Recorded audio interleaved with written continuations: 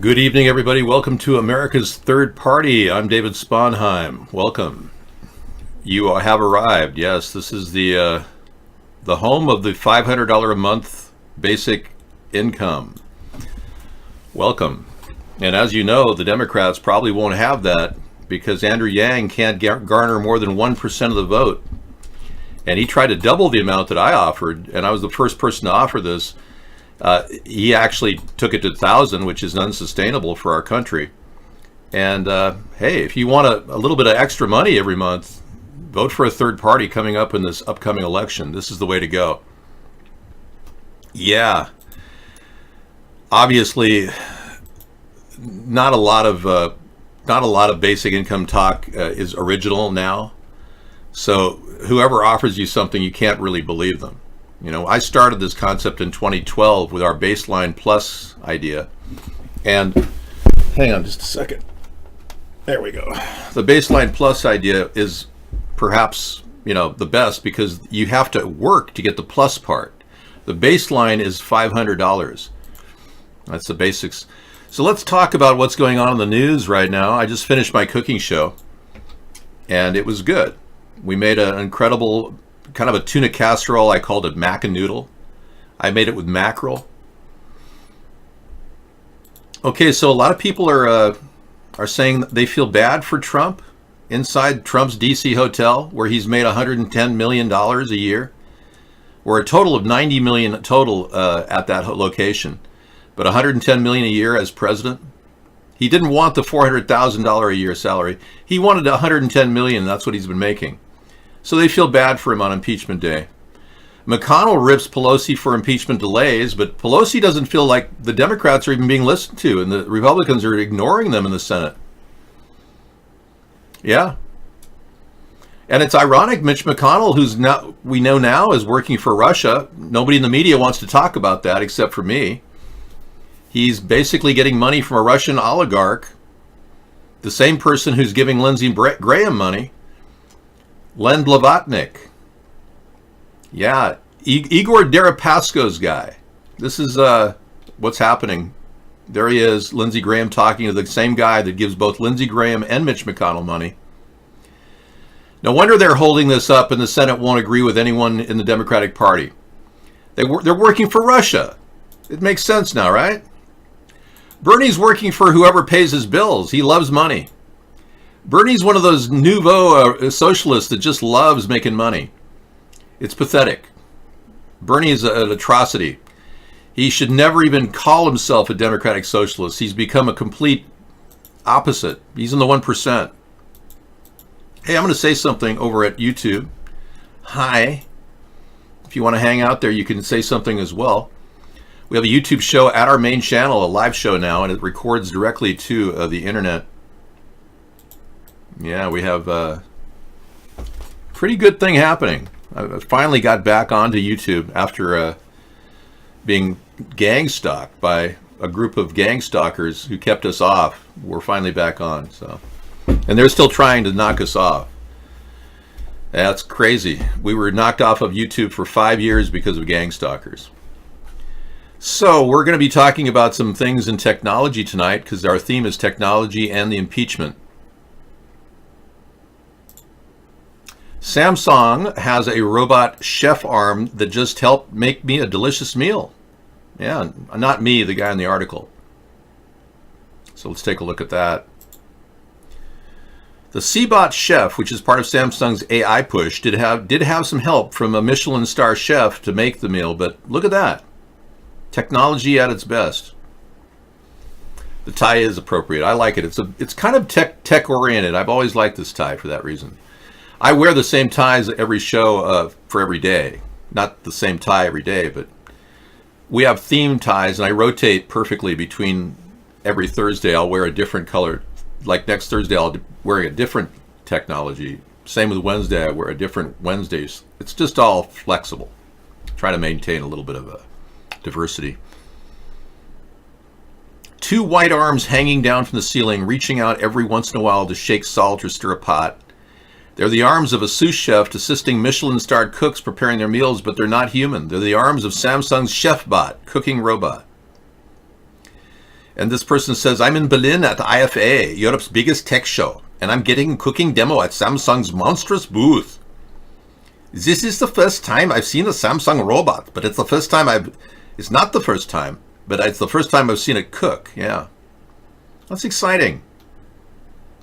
You know, we're going to see kiosks of food soon at McDonald's with automated systems. You just swipe your card and they'll make your burger right in front of you. A robot will actually make it. Or maybe it'll be, in a stack with other burgers that were made by the robot earlier. You're not allowed to post here. Hang on just a second.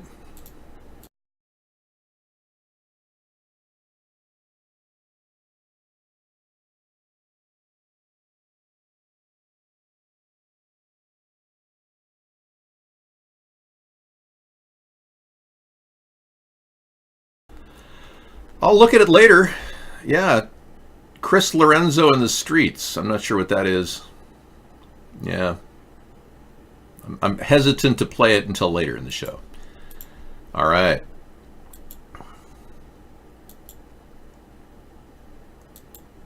Good for you. We're getting all the chat and nothing but the chat, so help us chat. Good. I'm going to click to enter the room, and here I am. Hi, Max. What do you got? Right. Oh, that's true. Robots can't spit on your food when they're cooking it. Good point. I'd be more inclined to eat a meal made by a robot than I would a human. Because you don't know if somebody's is pissed off at somebody and saying, yeah, I'll just, they don't care. I'll just spit on this thing. I would not want that. Okay, as usual, I have to open this up incognito so that I can avoid the $1 charge to look at it. I can't believe all the news agencies want to charge just to look at the news. Can you believe that? That's why people come here on UHF to catch the news. They just want to see what's on the internet. Some of them can't afford it. Lev and Igor were obscure businessmen who became fixtures of the Republican donor set. Then they played an unlikely role in proceedings gripping the nation. Lev and Igor. That's Lev Parnas and Igor, his friend. Make big money from Mr. Giuliani, big-time player in Ukraine. Can you believe this guy? They say Giuliani was looking for money, like 200 grand wherever he went. Remember when Giuliani butt-dialed NBC Studio? And he said, yeah, I need 200 grand. I'm going to go to Bahrain to get it. So apparently he looks at everything like a $200,000 opportunity. That's probably why I went to Ukraine, aside from getting the dirt on Joe Biden. Oh, wow.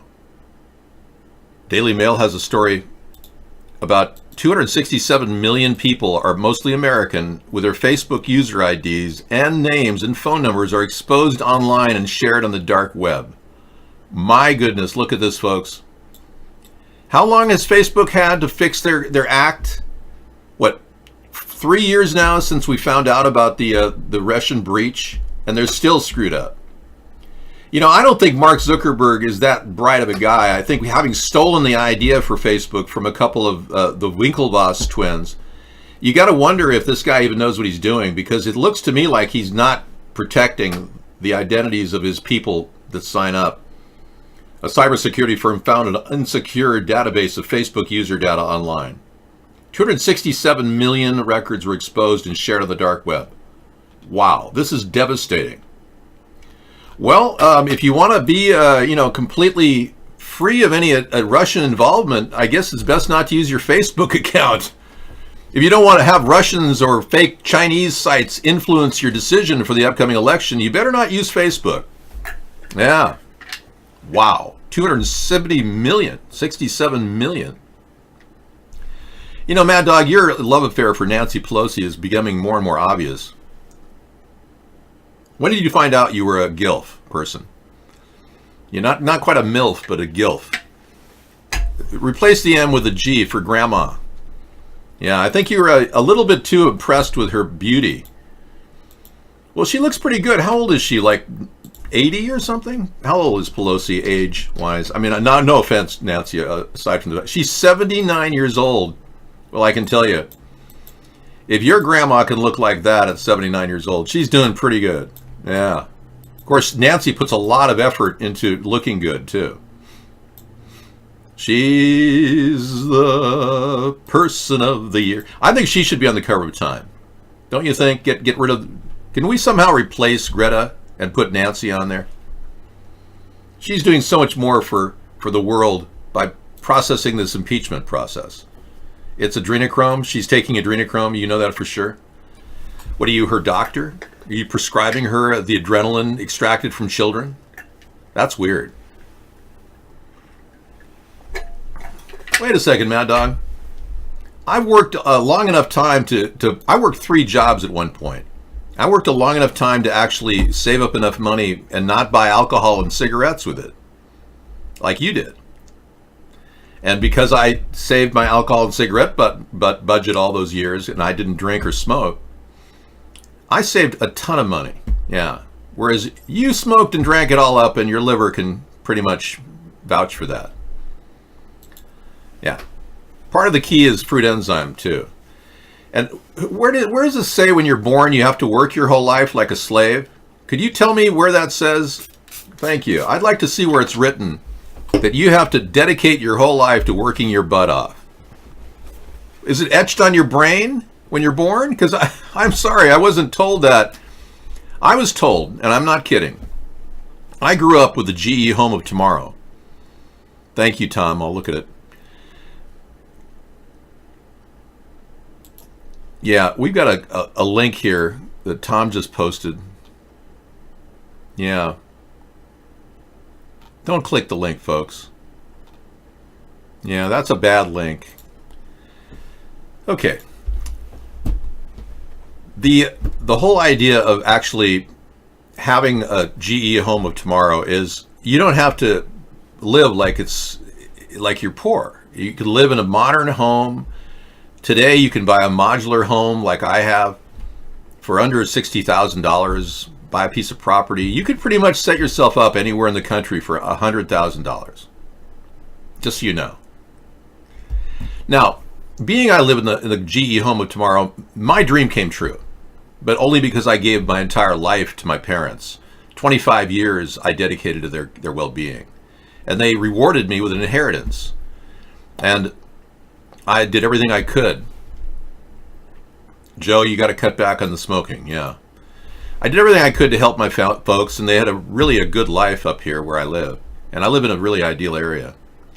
But it could all be done for under $100,000. I'm just telling you. That being the case, the technology that was promised to me came true. I was told that maybe when I'm a certain age, I won't have to work. Back when we were in college or in high school even, the word was that, number one, you didn't really have to work because automation will be taking the place of a lot of jobs, and most people will be kind of living the dream. There was a book called The Third Wave, written by Alvin Toffler. Really good book. The Third Wave prophesized this type of world where we telecommuted. Some of us worked a little bit, some of us didn't. But most of it would be dedicated to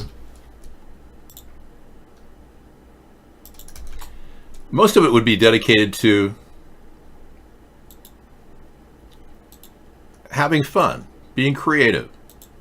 So Alvin Toffler wrote this amazing book called The Third Wave, and it pretty much described the world some of us are living. We don't need a lot of money as long as we own our own home. That's the big challenge that we have. And I want to make that possible for the American people. I have a job plan where people can actually work in the Homestead Renewal Plan and own their own house within 10 years of making payments of $500 a month. It'll have solar rooftops so that you'll have a reduced energy payment as well. Some of your energy will come from your solar rooftop. You'll be able to live at home and telecommute.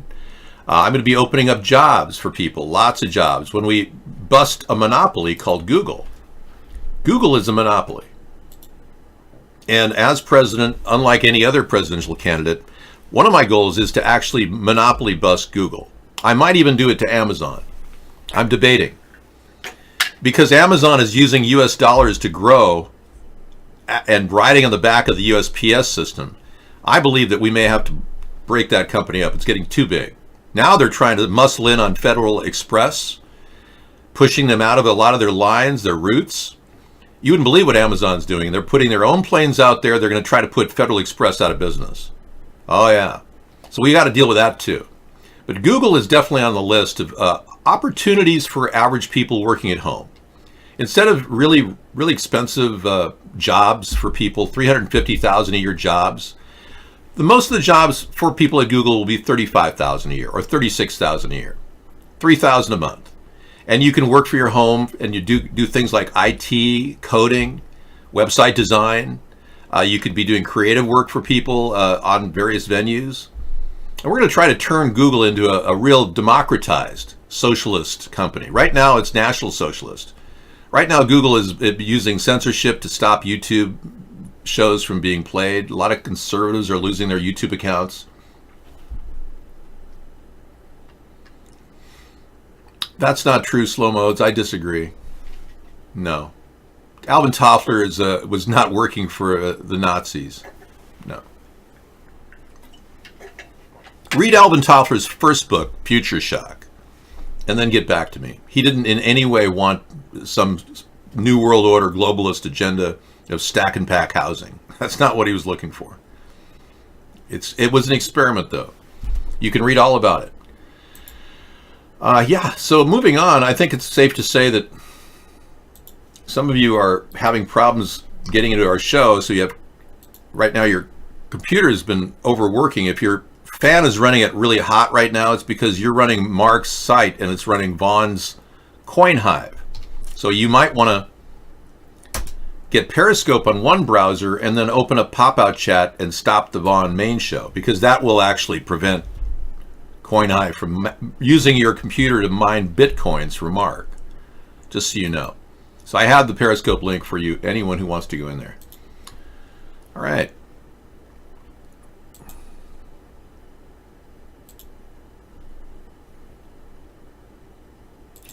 Last week we talked about scientists. They've found a new, cheaper way to make hydrogen. So the technology of making hydrogen is getting cheaper because they won't have to use rare earth elements. They'll be able to use nickel and iron to generate hydrogen from water using electrical process called hydrolysis.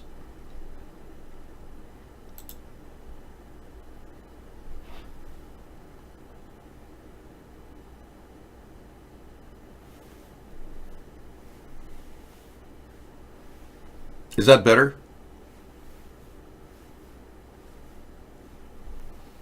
Someone said my hair is off. You know, I think of it. There we go. Is that better? Are you happy now? All right, thank you. Okay, so cheap hydrogen, really good idea. We'll be looking at hydrogen-powered cars because they have zero carbon footprint. This is Sydney, Australia has been working on a way of capturing hydrogen by splitting it from oxygen and water using low-cost materials like iron and nickel as catalysts. Normally they use platinum and iridium and ruthenium, which are precious metals and are not that readily available. So this is a breakthrough that will really, really change the game for liquid hydrogen. So when we store hydrogen, we actually store it in very safe cold containers, but liquid hydrogen is very portable and could actually be the basis for our economy in the future. I know. You know, I'm against carbon credits completely. Carbon point legislation is a no-go in my opinion. You know, Greta is pushing this carbon thing, and all the Democrats are rephrasing it, calling it carbon pricing. They're just changing the name. It's really carbon point legislation, cap and trade. And you know, carbon credits don't actually offset your carbon footprint, which is a big story, really, when you think about it.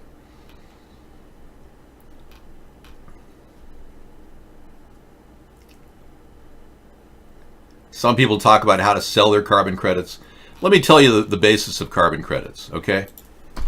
A company could buy a dairy digester that makes electricity from cow manure.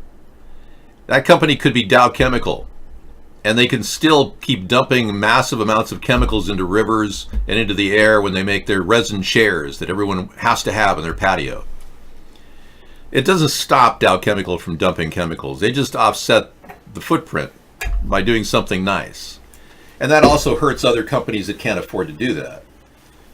It's the monopoly game that the Democrats put together along with the global networks of people at the UN, and they somehow think this monopoly game is going to sell to other countries. Well, it only has a 13% penetration in our world.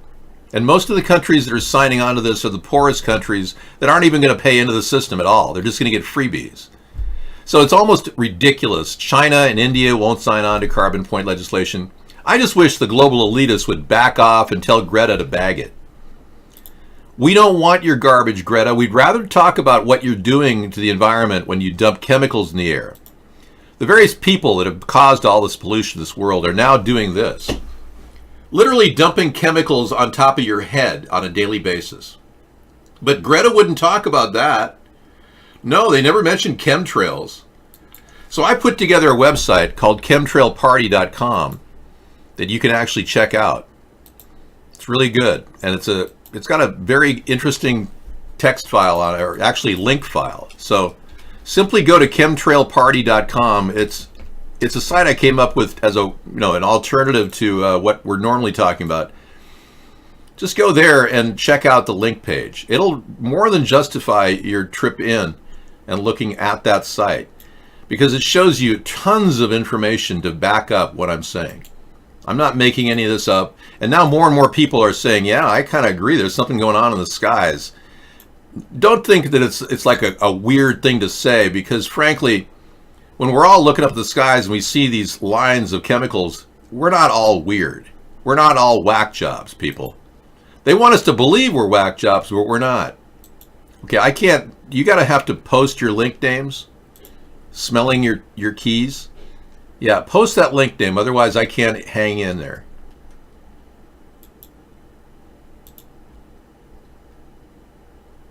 Candace, we have a little problem with your name. Yeah, could you answer a simple mathematical question I'm going to put on the screen? Bless you. Yeah, so Candace, what is the answer to the question on the screen?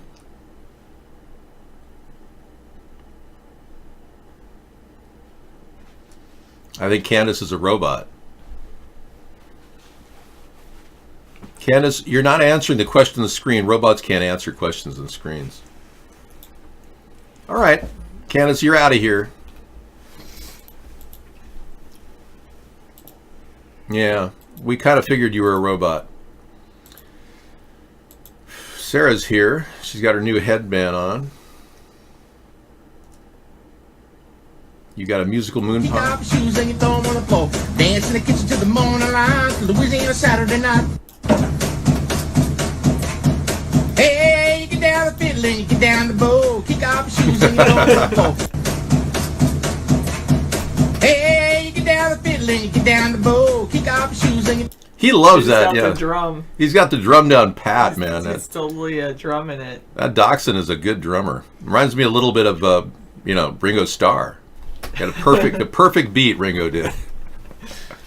Got a good drum there, drum friends. Yeah, I can't get over how beautiful that hat is. She made it. That's amazing. She made it. And I was like, when did you start that? And she's like, last night. No, she couldn't have. Yes, she did. Couldn't have made that last night. Said. There's no way. I started last night, then I was finishing it during my prep today. Well, I've never seen anybody crochet make something like that. There's no way anybody could crochet a hat in one day like that. I don't believe her. I'm sorry. That would take a month of crocheting. She said she was like, she crochets a lot. Unless she's a robot, I don't see how she could possibly do that. You're trying to get 1970 Kenwood receivers sold on eBay? Oh, that'll sell like that. You'll get good money for that, Joe. Those old receivers, Scissor Fight, he scopes the area where he's living, looking for that kind of stuff. Yeah, thanks. And Scissor Fight makes a lot of money on those types of things in his area because it's a big metropolitan area he lives in. But you can buy and flip Kenwood receivers on eBay, and they'll bring in good money. Our banner logo, we haven't loaded that, I guess, into iVlog. Well, I guess iVlog got rid of our banner logo, so we'll have to figure out where that went. Baby girl Green Eyes is watching you over on Periscope. You don't like my hair, eh, Spade? What's wrong with my hair? I've gotten lots of comments from people at Walmart. They've said, "Hey, you got great hair, man." I wish I could have hair like that. Yeah, they said, "Hey, man, you got great hair." Yeah, thanks. I go to Walmart to be seen. It's not an off-air night. It looks great. I think you're off, and we're going to mute you for a while. Thanks. I know when hair looks good, and it looks good. Your hair does look good. Yeah. I agree. Okay, I'll be back in a little bit. Sarah's going to just give you a brief on the news. Trump is still reeling from being impeached yesterday. There's a live debate on the Democratic side on the impeachment. No, that's just a Democratic. It's not on the impeachment. It's just Democrats that are running. Oh, there's actually a debate going on tonight. Joe Biden is leading the pack, by the way, still. So we do have a possibility that you might be able to watch a little bit of the debate tonight with Sarah if she wants to set that up. I'll be back. No, I'm not a greeter at Walmart, but I do go into Walmart to visit average people on occasion. So, no, well, you know what I do with that? I go. It's on PBS, I guess. I open up incognito, and that sometimes gets me past that stuff. If you go Shift Control N, it'll open up incognito, and it might get you past that disclaimer. There's a big difference between scientists and climatologists, okay? 31,000 scientists say no convincing evidence of climate change. Wow, that's interesting. Let's see if this one opened up.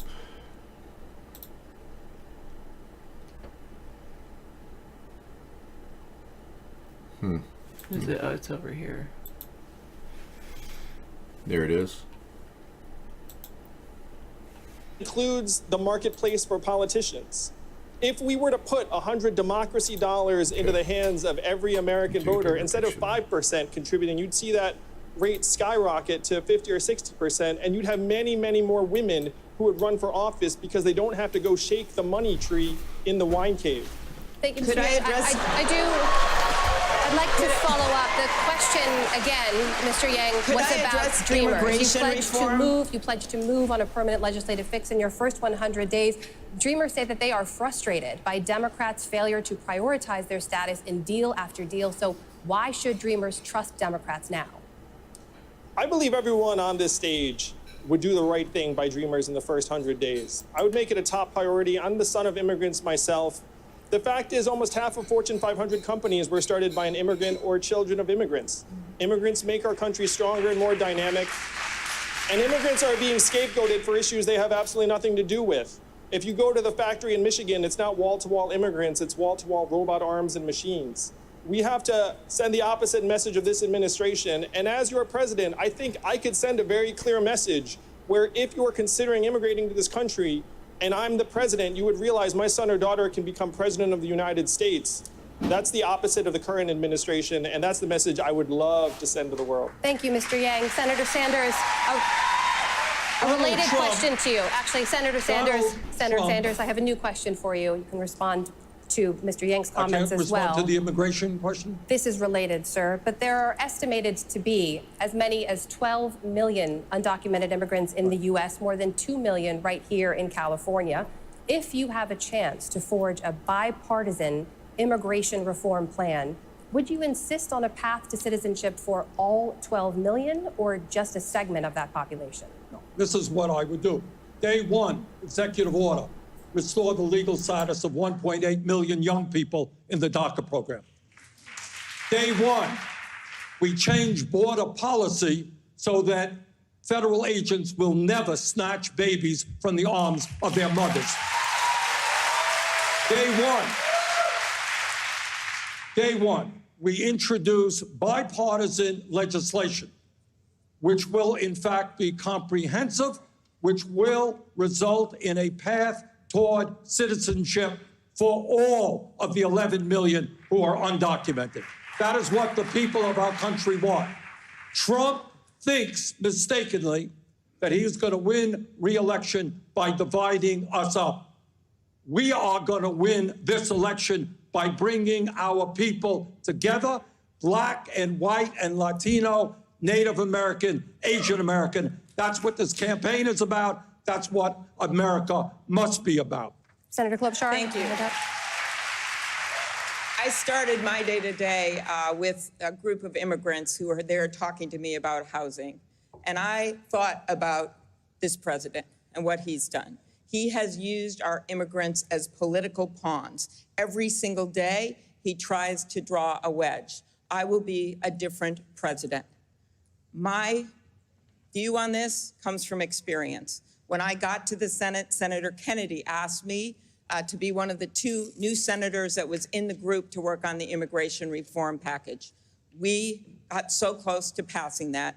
I voted for it. Not everyone did, but most of the Democrats did. Then I was on the Judiciary Committee when President Obama was president, and we worked very hard on that immigration reform. We actually passed that with Republican votes. Then I was in the small group that worked on the compromise on the Dreamers that would have solved that problem. We didn't get that done because this president gut punched us. Thank you, Senator. I will take my views. I will take this experience. I will get this done because immigrants don't diminish America. They are America. Thank you, Senator. Mr. Steyer, briefly a response. Listen, I think it's important to note that this president is not against immigration. He's against immigration by non-white people. Yes. This is his attempt to divide us, as Senator Sanders said, on race. And that's what he's been doing since the very first day he started running for president. He's been vilifying non-white people. He's been trying to inflame his base and scare them that if, in fact, white people lose control of this country, that they're going to lose control of their lives. And as somebody who lives in a majority-minority state, which is California, what he's doing is so wrong on so many different levels. I agree with Senator Sanders. We have to reframe this argument completely. We have to go back to the idea that every American is worth being a full human being on every right. This is a racial argument by a racist president who's trying to divide us and who's vilifying people. It's absolutely wrong, and it's led him to break the laws of humanity in our name. Thank you, Mr. Steyer. Mayor Buttigieg, a new question to you, Mr. Mayor. You said last month that the U.S. owes compensation to children separated from their families at the southern border.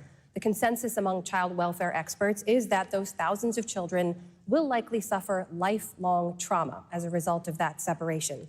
Are you committing, as president, to financial compensation for those thousands of children? Yes, and they should have a fast track to citizenship, because what the United States did under this president to them was wrong, and we have a moral obligation to make right what was broken. And on the larger issue of immigration, my understanding of this issue isn't theoretical. It's not something I formed in committee rooms in Washington. It begins with the fact that my household, my family, came from abroad. My father immigrated to this country and became a U.S. citizen. It comes from the fact that I'm the mayor of a city where neighborhoods that were left for dying are now coming back to life, largely because of the contributions, mainly of Latino immigrants. And I've seen those same neighborhoods shut down, families huddling in church, panicking just because of the rumor of an ICE raid. That did not make our country safer.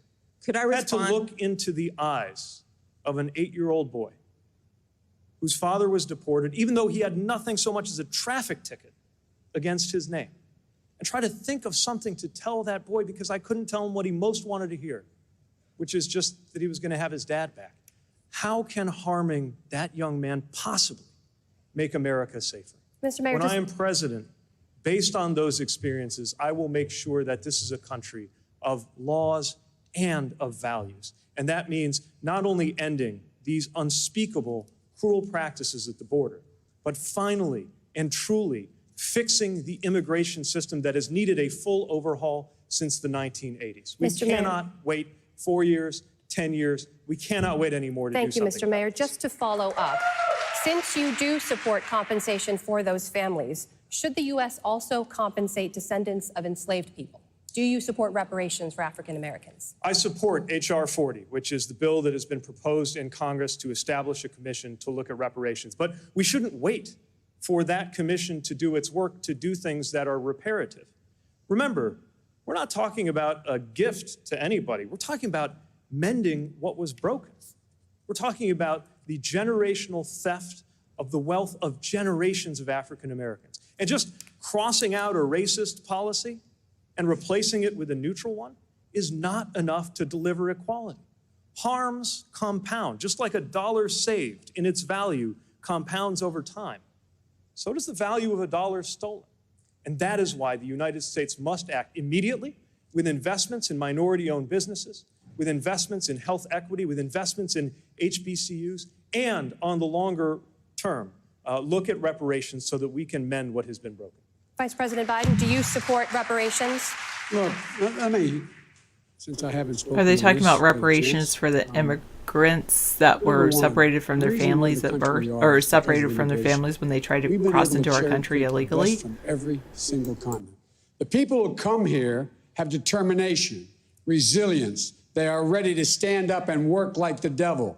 We have 24 out of every 100 children in our school today is Hispanic. The idea that we are going to walk away and not provide every opportunity for them is not only stupid and immoral, but it's bad for America. They are the future of America, and we should invest in them. Everybody will benefit from it, every single American, and you should get used to it. This is a nation of immigrants. That's who we are. That's why we're who we are. That's what makes us different, and we should invest in them. Thank you, Mr. Biden. Senator Klobuchar, you had your hand up. Well, I was hearkening back. I made my case on immigration to what the mayor said about Washington. So I look at this a different way. When we were in the last debate, Mayor, you basically mocked the 100 years of experience on the stage. And what do I see on this stage? I see Elizabeth's work starting the Consumer Financial Protection Bureau and helping 29 million people. I see the vice president's work in getting $2 billion for his cancer moonshot. I see Senator Sanders' work working to get the veterans bill passed across the aisle. And I see what I've done, which is to negotiate 3 farm bills and be someone that actually had major provisions put in those bills. So while you can dismiss committee hearings, I think this experience works. And I have not denigrated your experience as a local official. I have been one. You know, I just think you should respect our experience when you look at how you evaluate someone who can get things done. Thank you, Senator. Mr. Mayor, I'll give you a chance to respond. You actually did denigrate my experience, Senator, and it was before the break, and I was going to let it go because we got bigger fish to fry here. But you implied I don't that think we have bigger fish to fry than picking a president of the United States. You're right. And before the break, you seemed to imply that my relationship to the First Amendment was a talking point, as if anyone up here has any more or less commitment to the Constitution than anybody else up here. Let me tell you about my relationship to the First Amendment. It is part of the Constitution that I raised my right hand and swore to defend with my life. That is my experience, and it may not be the same as yours, but it counts, Senator. It counts. Thank you, Mr. Mayor. Senator Klobuchar, you have 45 seconds to respond. I certainly respect your military experience. That's not what this is about. This is about choosing a president. And I know my view of this is I know you ran to be chair of the Democratic National Committee. That's not something that I wanted to do. I want to be president of the United States. And the point is, we should have someone heading up this ticket that has actually won and been able to show that they can gather the support that you talk about of moderate Republicans and independents, as well as a fired up Democratic base. And not just done it once, I have done it 3 times.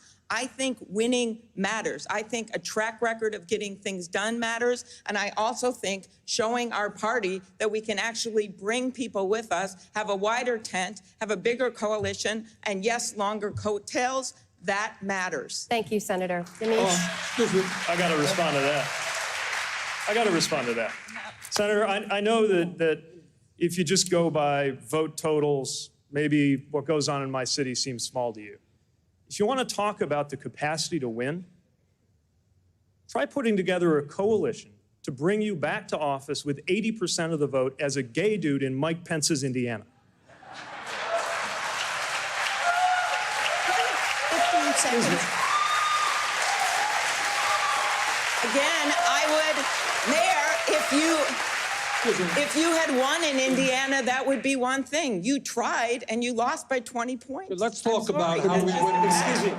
Let's talk about how we win an election, which is something everybody here wants to do in terms of defeating the most dangerous president in American history. So let me tell you how you win it. You have the largest voter turnout in the history of America.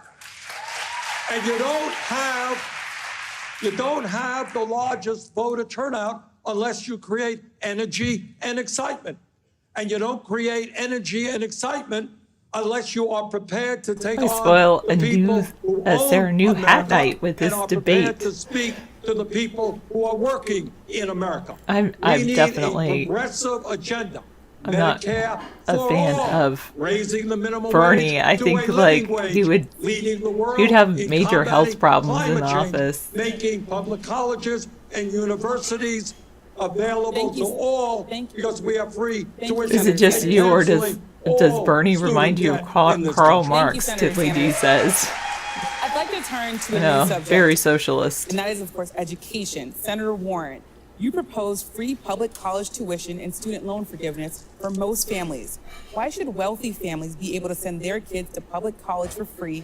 Why not concentrate that government help on those most in need? So, as I've talked about before, I have a 2-cent wealth tax proposed for millionaires and billionaires, and that gives us enough money to invest in all of our babies age 0 to 5, to put an historic $800 2% wealth billion tax. investment in public schools K through 12, and that will permit us to offer technical school, 2-year college, 4-year college for every single person who wants an education, cancel student loan debt for put a $50 billion investment in our historically black colleges and universities, and cancel student loan debt for 43 million Americans. Look, this is about money, but this is also I did about hear values. cent. She did say We 2 cent need to make an tax. investment in You're our right. future, and the best way to do that is let's invest in the public education of our children. That starts when they're babies and it goes long after high school. We want to have families. I meet families every day in the selfie lines who talk about what it means to be crushed by student loan debt. That's why I have a proposal popular among Democrats, popular among Republicans, popular among independents, to ask those at the top Yeah, I to pay did a hear little 2 more, cent. so somebody can get rid of that student loan debt, so they can make an investment in themselves, start a small business, buy a car, create Thank you, a future Senator. for themselves and for this country. Thank you, Senator. Oh, I see some she hands, but wears I the same wanna go to Mayor black Buttigieg. Mayor top and Buttigieg, leggings with your different plan offers jackets. free or discounted public college only to families making up to $150,000 a year. Do you think Senator Warren's plan offers free college to too many families? I do think that if you're in that lucky top 10%, I still wish you well. Don't get me wrong. I just want you to go ahead and pay your own tuition. Now, we can still have public service loan forgiveness for those who go into lower income fields to deal with that. But if you're in that top 10%, I think you're going to be, for the most part, okay. And there is a very real choice on where every one of these tax dollars goes. So I very much agree with Senator Warren on raising more tax revenue from millionaires and billionaires.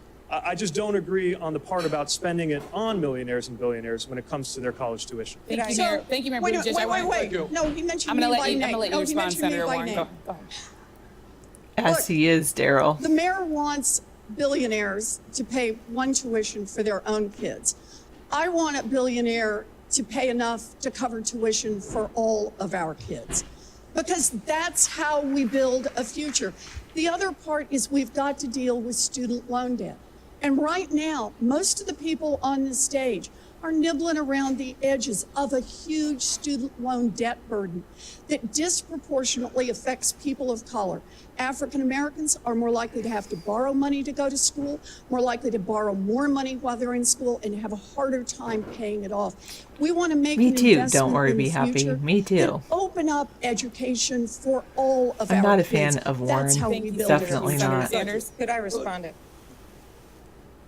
I believe, in the concept of universality. And one of the crises in America today is people are My sick friend and made it. tired Isn't it of filling awesome? out I love forms. my hat. So you're not eligible for the program So today cute. because you're at 150, but you lost your job, are you eligible? You got a better job, you're eligible. I think what we have to do is what we do with Social Security, what we do with public education. Donald Trump's kids can go to a public school. They should be able to go to a public school. What we need right now is a revolution in education. We have got to end this dysfunctional child care system and make sure that every working class person in this country can find high quality, affordable child care. We need to make public colleges and universities Childcare is tuition free. very difficult And for people by to find. taxing billionaires and by taxing Wall Street, we will cancel all student debt. What in would this you country. debate about my Thank you, new Senator hat? Sanders. Tim? I think it's awesome. It rocks. Switching gears here, Mr. Steyer. Earlier this year in He's so Iowa, I cute. met a father, Bill Stumpf, and his son Kyle in Dubuque. Kyle is a remarkable young adult with significant disabilities. and Sanders? though he's been employed for about 5 years at a local pizza parlor, Oh, God, the future please is no. very uncertain for his family. Bill worries that there aren't enough jobs, living facilities, social programs designed to meet the needs of his son. So I'm wondering, as president, are there specific steps that you would take to help people like Kyle become more integrated into the workforce and into their local communities? Look, the United States has made a commitment to treat everybody equally. And that means supporting people with disabilities, both in terms of education and later when they're part of the workforce. That means bringing the resources to bear to make sure that we're treating them fairly in school and after school to try and integrate them fully and to make them have as full a life as possible. The question we've got here across the board is, can we afford to do the kinds of things that Senator Sanders and Senator Warren are pushing? And the answer is yes. That in fact, what we need to do is to undo the tax breaks that have been given for 2 generations to rich Americans and big corporations. Last year, the top 400 corporations paid an 11% tax. That is absolutely ludicrous. Could I answer the And question? so on the disabilities? answer on disabilities is a question of focus and money, as so many of these questions are.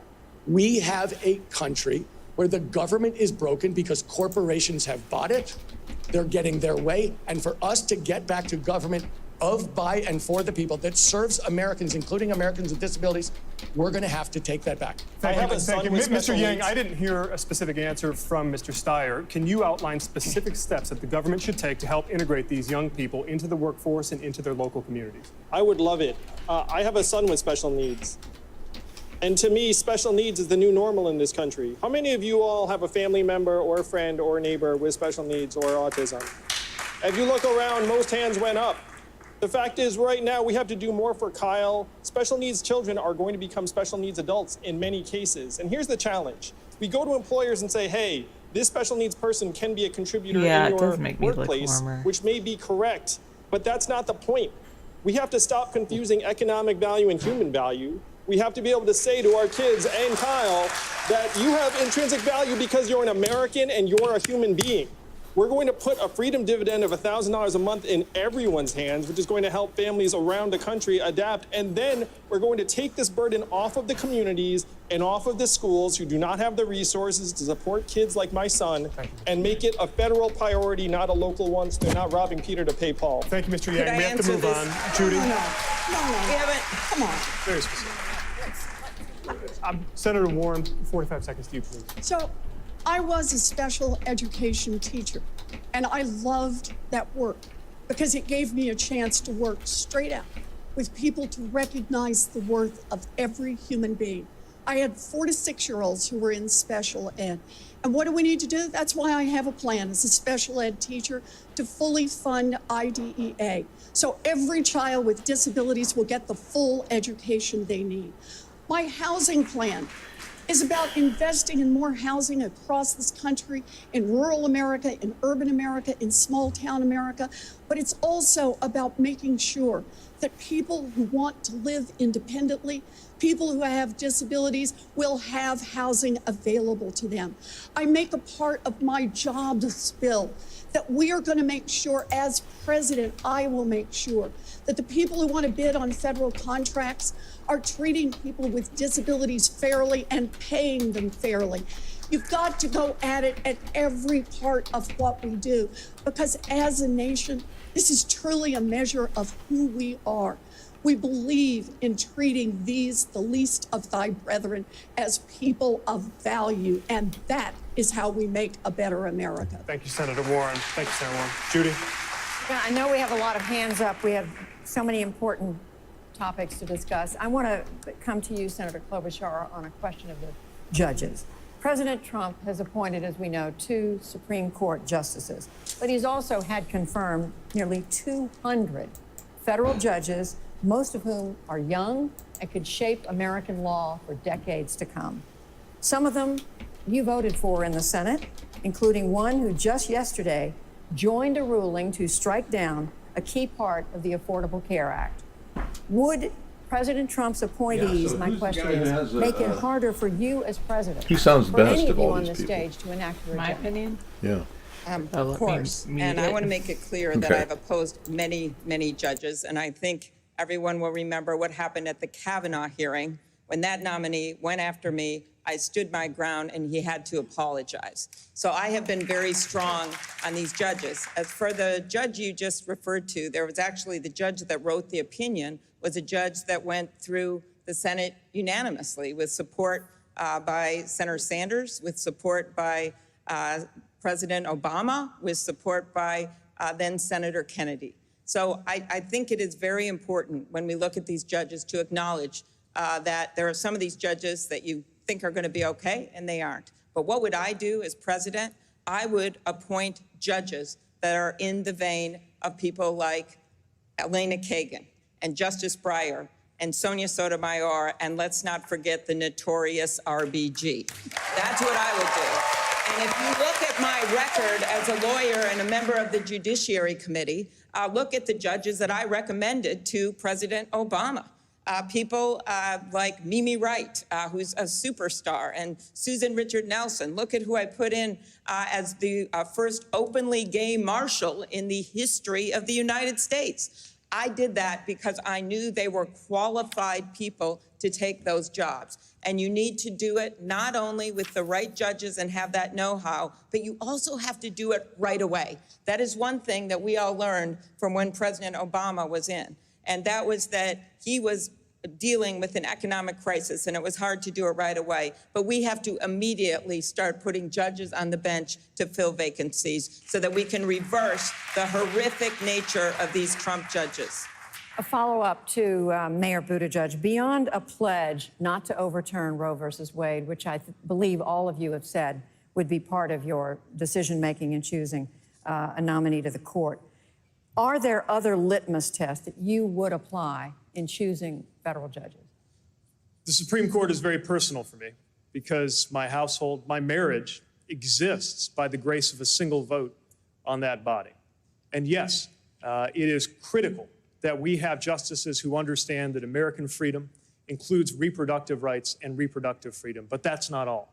I expect an understanding that voting rights are human rights. I expect an understanding that equality is required of us all.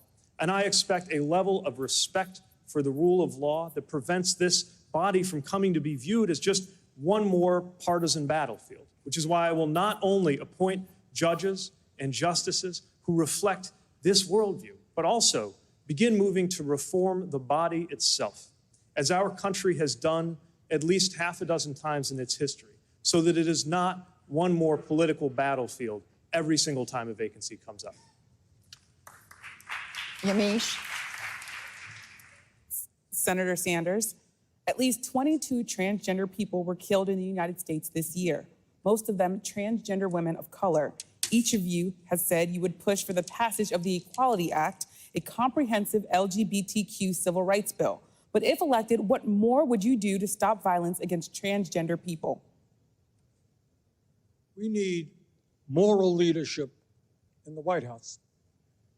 We need a president who will do everything humanly possible to end all forms of discrimination against the transgender community, against the African American community, against the Latino community, and against all minorities in this country. But above and beyond providing the moral leadership of trying to bring our people together, what we also need for the transgender community is to make sure that health care is available to every person in this country, regardless of their sexual orientation or their needs. And that is why I strongly support and have helped lead the effort for a Medicare for All single-payer program, which will provide comprehensive health care to all people, including certainly the transgender community. Thank you, Senator Sanders. Senator Warren? The transgender community has been marginalized in every way possible. And one thing that the President of the United States can do is lift up attention, lift up their voices, lift up their lives. Here's a promise I make. I will go to the Rose Garden once every year to read the names of transgender women, of people of color who have been killed in the past year.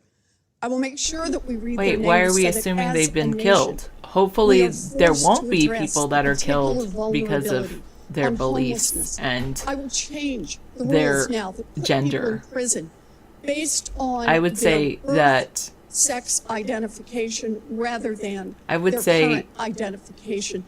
I will do everything I can to make sure that we are in America that leaves no one behind. Thank you, Senator Warren. see Amna?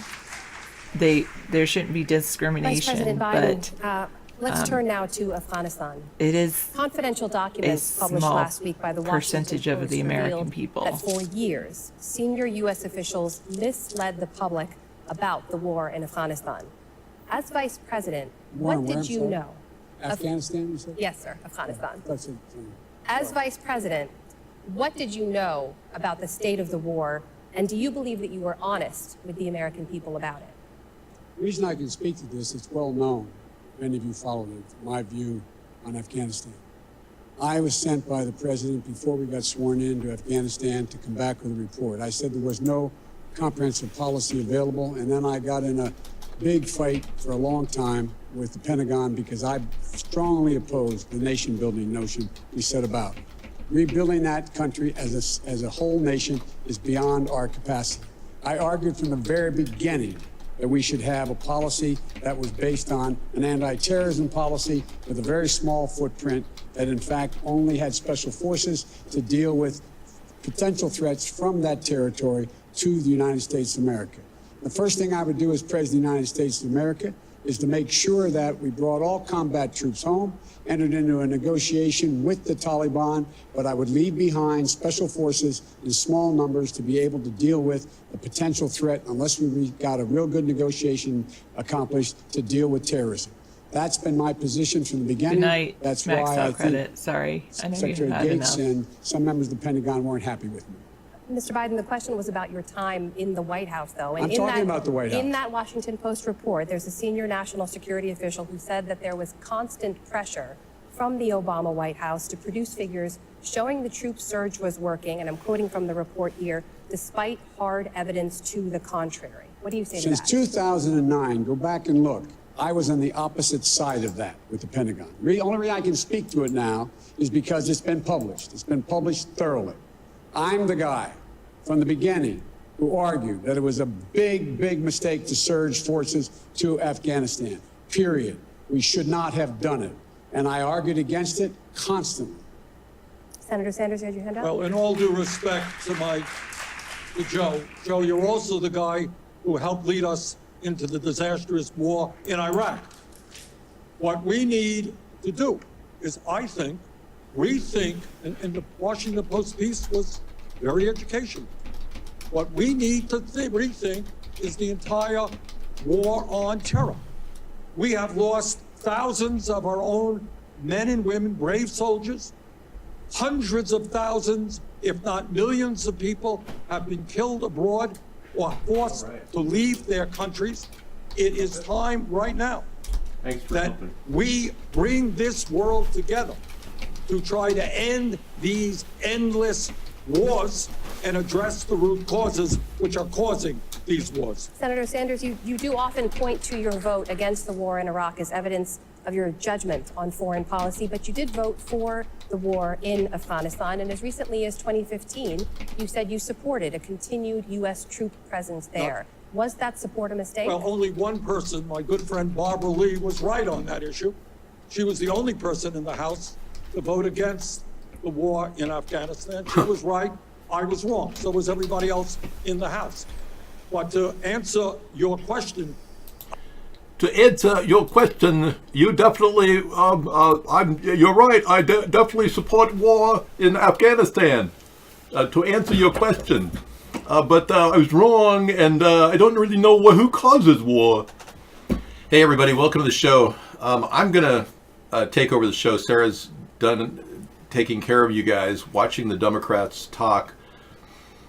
You retardicans are here too to find out what you can find out about what really is going on, the underbelly of American politics.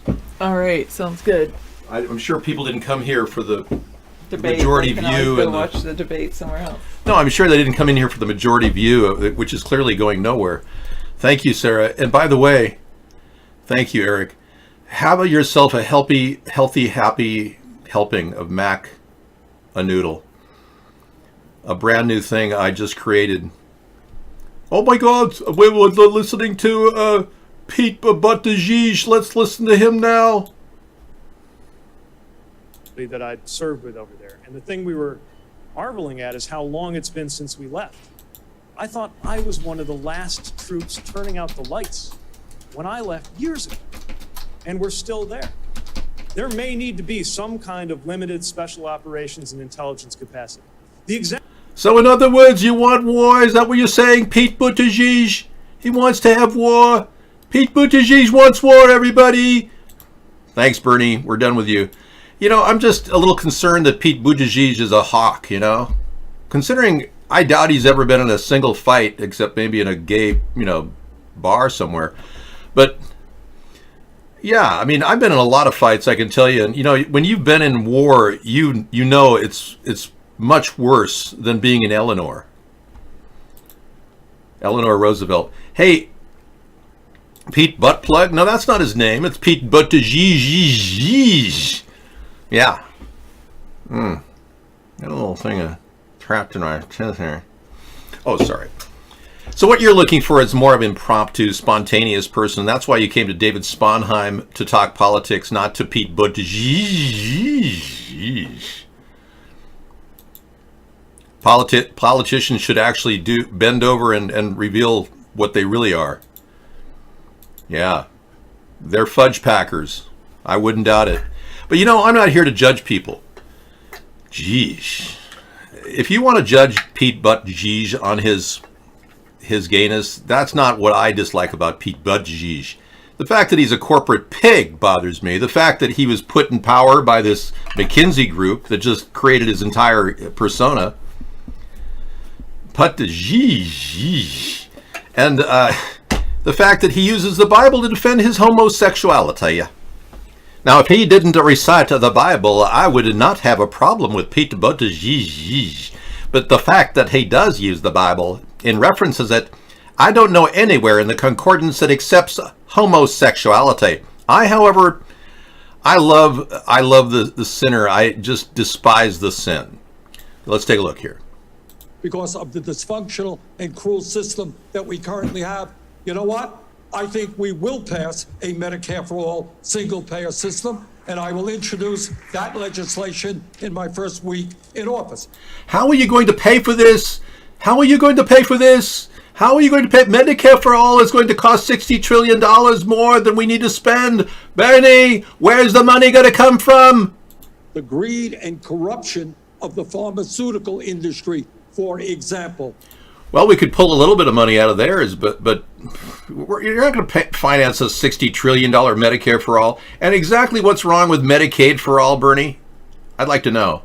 Medicare to cover home health care, dental care, eyeglasses, and hearing aids, and does it at a cost far, far lower than what some of my opponents are talking about. You know what? We're going to have the American people behind us. We will have Congress behind us. Thank you, Senator Sanders. You know, I think Pete Buttigieg is going to have some people behind him, too. But the fact of the matter is, Biden's kicking it here. Isn't Biden doing great? He doesn't even have to talk, and he's doing great. Here he is. Let's listen in.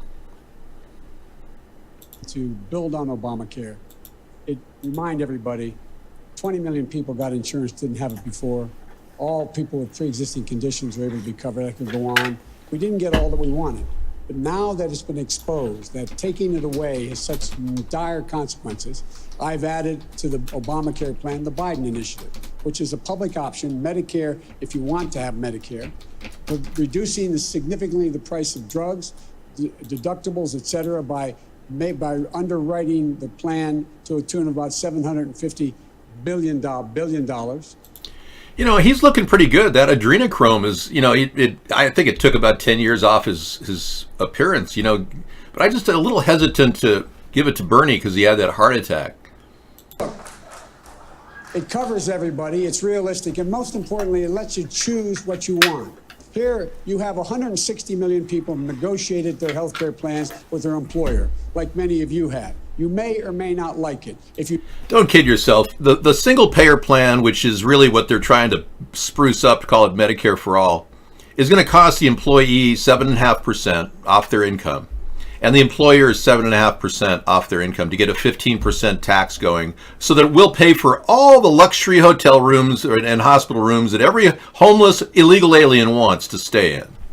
It has no mindset to get rid of the high cost of health care. Hang on, we got a head-to-head. Under your plan, I'll tell you how we're paying for it right now. The average worker in America, their family makes $60,000 a year. That family is now paying $12,000 a year for health care, 20% of their income. Under Medicare for all, that family will be paying $1,200 a year because we're eliminating the profiteering of the drug companies and the insurance companies and ending this Byzantine and complex administration of thousands of separate health care plans. Senator Klobuchar, I'm going to come to you. My name was mentioned. Yes, I'm going to come to you, but 45 seconds. 45 seconds. Guys, don't have a heart attack, please. Neither one of you. Joe, watch for an embolism, and Bernie, watch for a heart attack. Over 10 years. Some say it costs $20 trillion. Some say it costs $40. The idea that you're going to be able to save that person making $60,000 a year on Medicare for all is absolutely preposterous. 16% of the American public is on Medicare now, and everybody has a tax taken out of their paycheck now. Tell me, you're going to add 84% more, and there's not going to be higher taxes? At least before he was honest about it. It's going to increase personal taxes. They're going to be... That's right. We are going to increase personal taxes. But we're eliminating premiums. We're eliminating co-payments. We're eliminating deductibles. We're eliminating all out-of-pocket expenses. And no family in America will spend more than $200 a year on prescription drugs. Senator Klobuchar. Our plan will save the average worker. Senator Klobuchar, we'd like to hear from you. Okay. Senator Klobuchar, pay premiums or guys, co-payments. hey. It's the first time I did this. Okay, that's true. I'll say this. First of all, Bernie, I promise when I am your president, I will get our pharmaceutical bills done. And we have worked together on this time and time again, and I agree with you on that. But where I disagree is I just don't think anyone has a monopoly on bold ideas. I think you can be progressive and practical at the same time. I think I have a monopoly on bold ideas. I do. I think you're wrong, Klobuchar. And what happened to your staff exactly? They all quit? Because you were too much of a bitch? I think we know where you're coming from. All right, thank you so much. Hey, do we not have to watch this? Thank you, because I really don't want to watch this. If you're a retardican and you're upset at the Democrats, I totally understand. Those people are liars. They're promising things that are going to cost you, the taxpayer, too much money. If you're a Democrat, a person who's totally a Democrat, and believes that, oh gosh, how else are we going to pay for these? We have to tax people. Then you're missing the point. If we reapportion the waste that's currently in our government onto things like low-cost mobile medical units that will help people of average nature get some basic health care, we're going to see a big savings for a lot of people. And we're offering $60 a month on our public option, way lower than anything they are. And this is an optional thing. It's a public option, which means it's optional. You don't have to get it. If you don't have it, you can get a copay, and you could go to a mobile medical unit and get treated, no problem. And we'll even, Medicaid will pay your cost at the hospital too. You just have to sign an affidavit that you have no money. That's all we ask.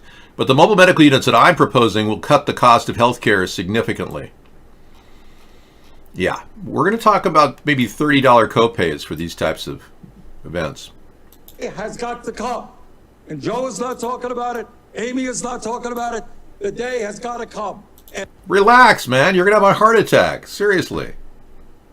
Companies and the insurance companies, the function of healthcare is to provide it for all of our people in a cost-effective way, not to make massive profits for the drug companies and the insurance companies. Thank you, Senator Warren. We'd like to bring you into this discussion. The same question to you that I posed to Senator Sanders. If Congress rejects a Medicare for All proposal and you're the president, are there smaller specific measures that you could pursue with bipartisan support to decrease costs and expand coverage? So this is about costs. It's about costs on middle-class families. Last year, 36 million Americans didn't have a prescription filled because they couldn't afford it. And those are people with health insurance as well. Why didn't they just say that they were Cherokee Indian and get free education money so they could earn $1.7 million a year and pad their pockets like you? Why didn't they just say they were all Cherokee Indian and commit perjury and claim that, hey, yeah, you're Cherokee Indian, sure. How can anyone believe this woman? She's a liar. Flat out liar. And then she lied about being pregnant and fired from her job. I mean, come on. And all she does is promise people free money. And who's going to pay for that? You, the taxpayer, the ones that are going to have to seriously fix this problem. A lot of you are hardworking American taxpayers. Some of you aren't, but you're still citizens and you matter. We're listening to a nonstop crap hole, and it's mixed up with a little bit of sewage. Welcome to the Democratic Party. At all, and they can opt into that system. Thank you, Senator. For others, it will be at a low cost. We have got to start moving and move fast. We have to move on. Okay. We can do that on 50 votes. Thank you, Senator. Judy. We are coming to the end of our time. A lot of hands up. We apologize for that. Thank you. But in the spirit of the season, I'd like to ask each one. You're going to ask me a question? Okay. I would like to answer your question. What's your question? A candidate from whom you would ask forgiveness for something maybe that was said tonight or another time. This is not a religious meeting here. And aren't you ready to retire? Isn't it time for you to retire? I think it is. Wow.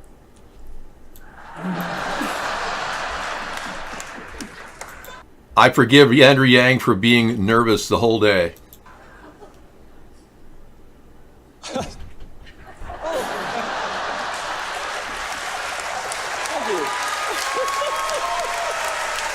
This is a mutual admiration society with bad haircuts.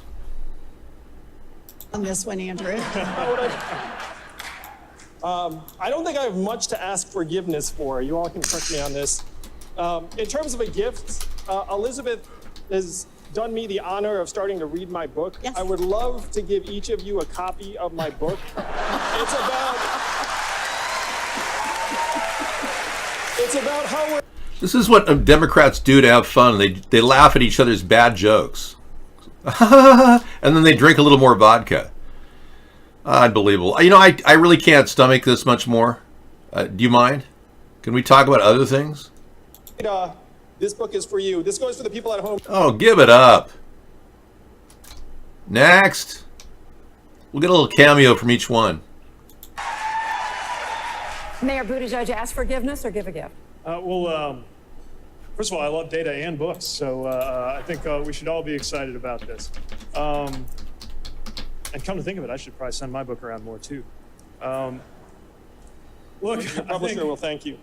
I think all of us want the same thing at the end of the day. We know what a gift it would be to the future and to the country for literally anybody up here to become president of the United States compared to what we've got.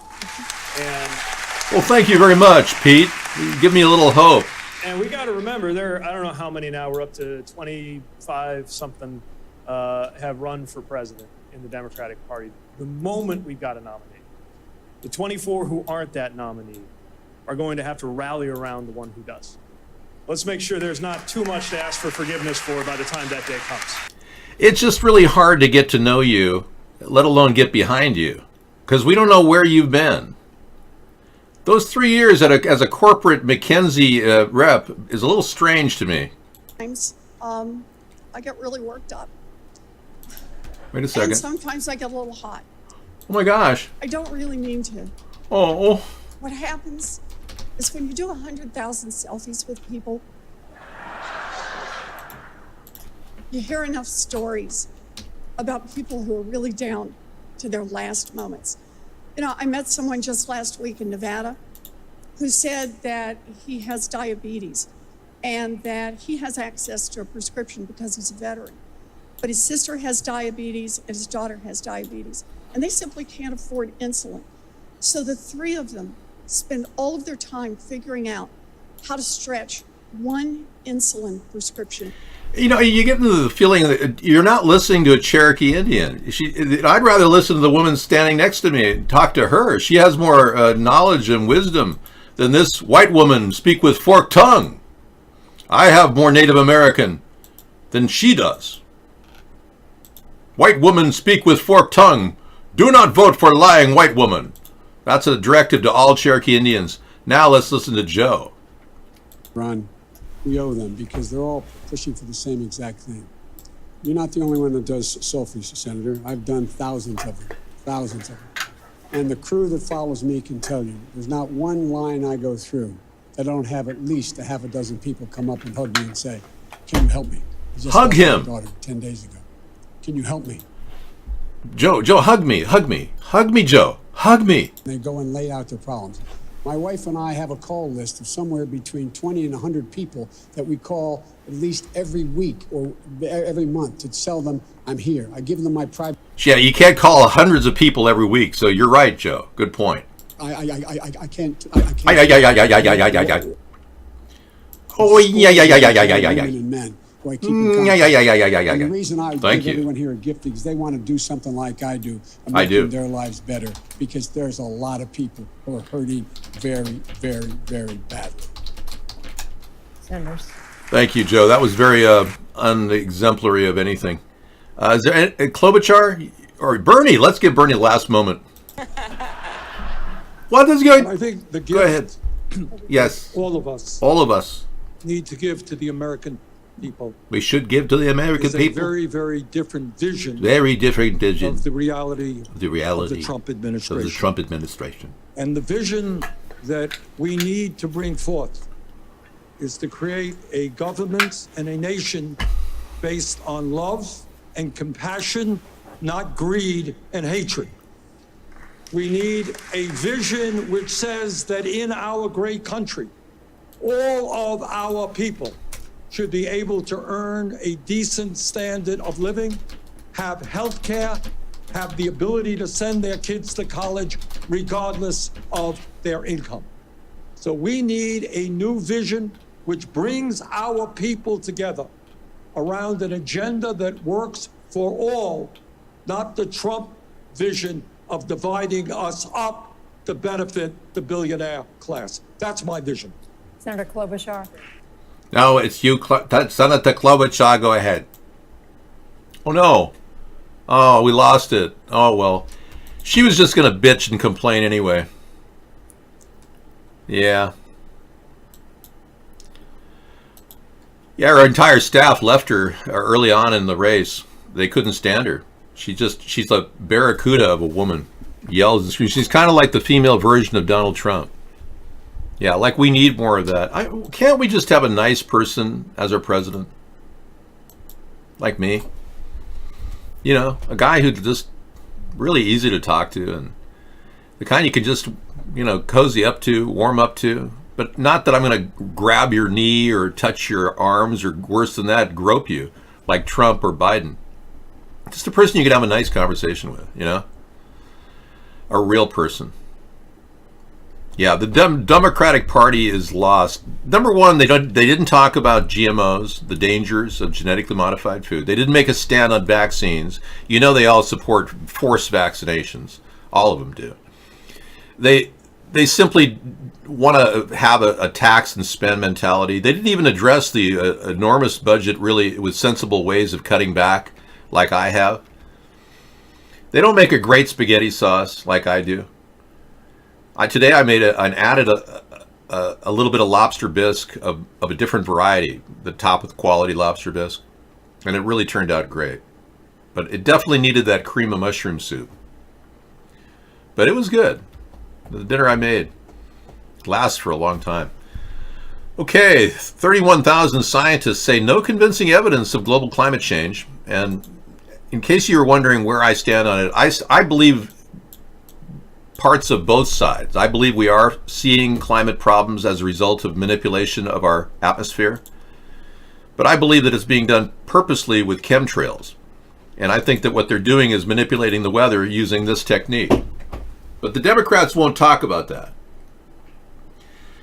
I also believe that climate change per se is overly dramatized by the Democrats, and that's why they came up with Climate Gate, which is a perversion of the original statistical analysis. They didn't even include periods of time in the 1800s when it was very hot when they did that analysis. So I don't doubt one bit that 31,000 scientists say no convincing evidence of climate global warming going on.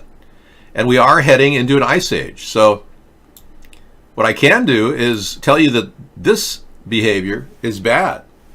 Whatever they're doing, playing God with Mother Nature, I think Mother Nature is pretty much been raped. No pun intended. Good analogy, though. So I think we have to get on to stopping the chemtrail activity. That's our number one task at a third party.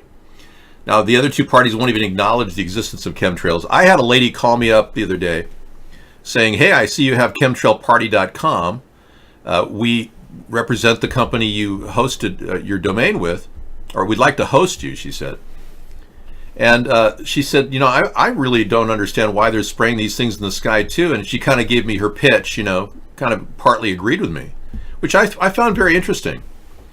And I told her that we couldn't host with them because of the cost right now. We have a all-in-one house package, but I definitely see other people admitting, like she did, that there are chemicals in the sky and they are affecting us. So I don't think I'm the exception at this point. I think more and more average people are waking up to what's happening. Greta, what are we saying? Hi, Scissor Fight. What are we saying? We have more Greta tonight. Yeah, who are these 31,000 scientists? Yeah, well, I'm sure you can look at the article. It is, the money is there. If we can save the banks, then we can save the world.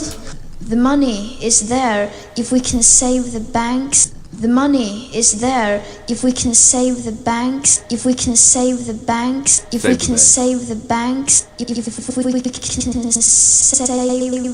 the banks. Yeah, so she's out to save the banks. Thanks for that. That's funny as hell. Give the woman a mic and save the banks. You know, who doesn't care about the banks? Well, practically everyone doesn't care about the banks. They could screw themselves for all I care. Look at the interest rates they offer the average person now. What, 0.01% on your 30,000 in savings? I mean, what a joke. The banks are a joke. I can save the banks, but I don't want to save it by having us fund cap and trade legislation. I don't think we should carbon tax all of you. We should innovate and fix the air pollution problem and the water pollution problem. These are the keys. Innovation. There's no way we're going to solve the problems in the world by saving the banks. We could, however, solve the student loan problem by putting together an infrastructure bank loan of 2% to U.S. businesses hiring U.S. citizens at a living wage of $15 an hour. Now, this isn't some Democrat pitching a minimum wage law of $15 an hour. This is a centrist, pitching an idea that will stimulate the economy and help businesses, U.S. businesses, really start getting some headway. You know, hiring U.S. citizens and giving them a good living wage job. This is a completely different way of getting higher wages for people, and it works with industry. This is my idea. This is not their idea, and it will help fund things like the mobile medical unit. It'll also take care of the basis for our public assistance program, the Universal Basic Income Plan. So this infrastructure bank could veritably power up the country's economy, and in that sense, we are going to save some banks. They're going to actually make some money. That'll be nice about that. You know, they'll have people that'll have money to bank, like you. You might see a benefit in having $500 a month for all U.S. adult citizens who are not currently getting Social Security or disability. The amount of money that would come back into the system would help the banks, ironically, but not the way she wants to. You see, we can't be taxed anymore. The American people are tapped out. But the Democrats don't have any other way of solving their problems except taxing you more. And they're not addressing that in this entire debate. They completely sidetracked that. They just want to tax and spend.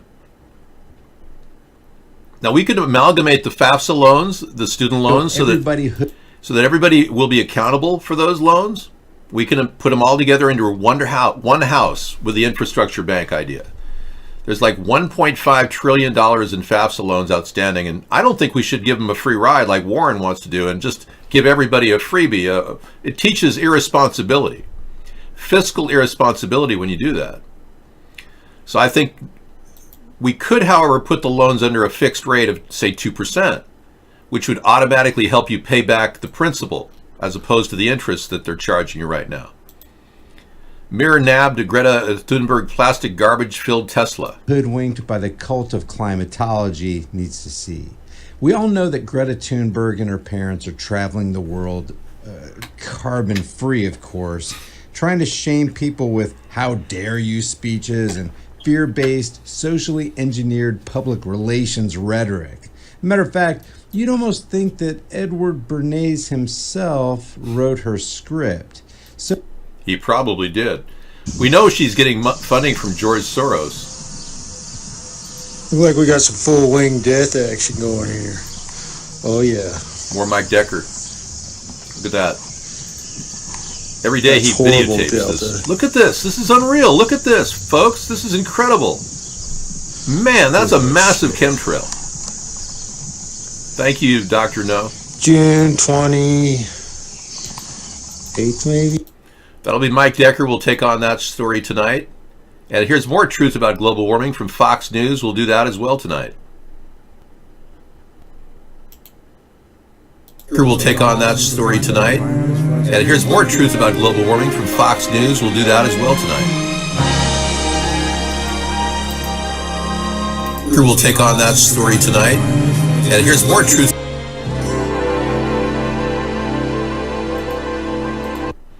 All right. Well, I guess we had a little background noise drifting in. Thank you. A little bit of your background. You're the director of the Center for Study of Science at the Cato Institute. You hold an A, B, and SM. You hold those degrees in biology sciences and plant ecology from the University of Chicago. Pretty good school. Well, that looks kind of boring, but we'll talk about global warming from his perspective. Thank you. Boring, but who knows? Maybe, yeah, I should be signed in. That's weird. Strange.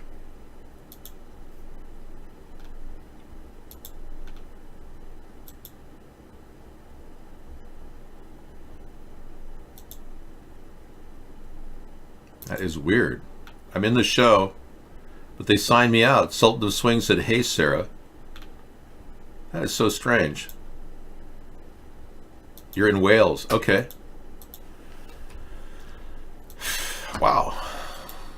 Okay, moving on. I'm going to leave this venue and not talk about the infrastructure bank anymore or the $500 a month plan to get people on their feet. We're going to take a look at the what Trump is doing for Putin. A little clip of that from CNN. Let's take a look. He seems to be helping Putin every which way he can.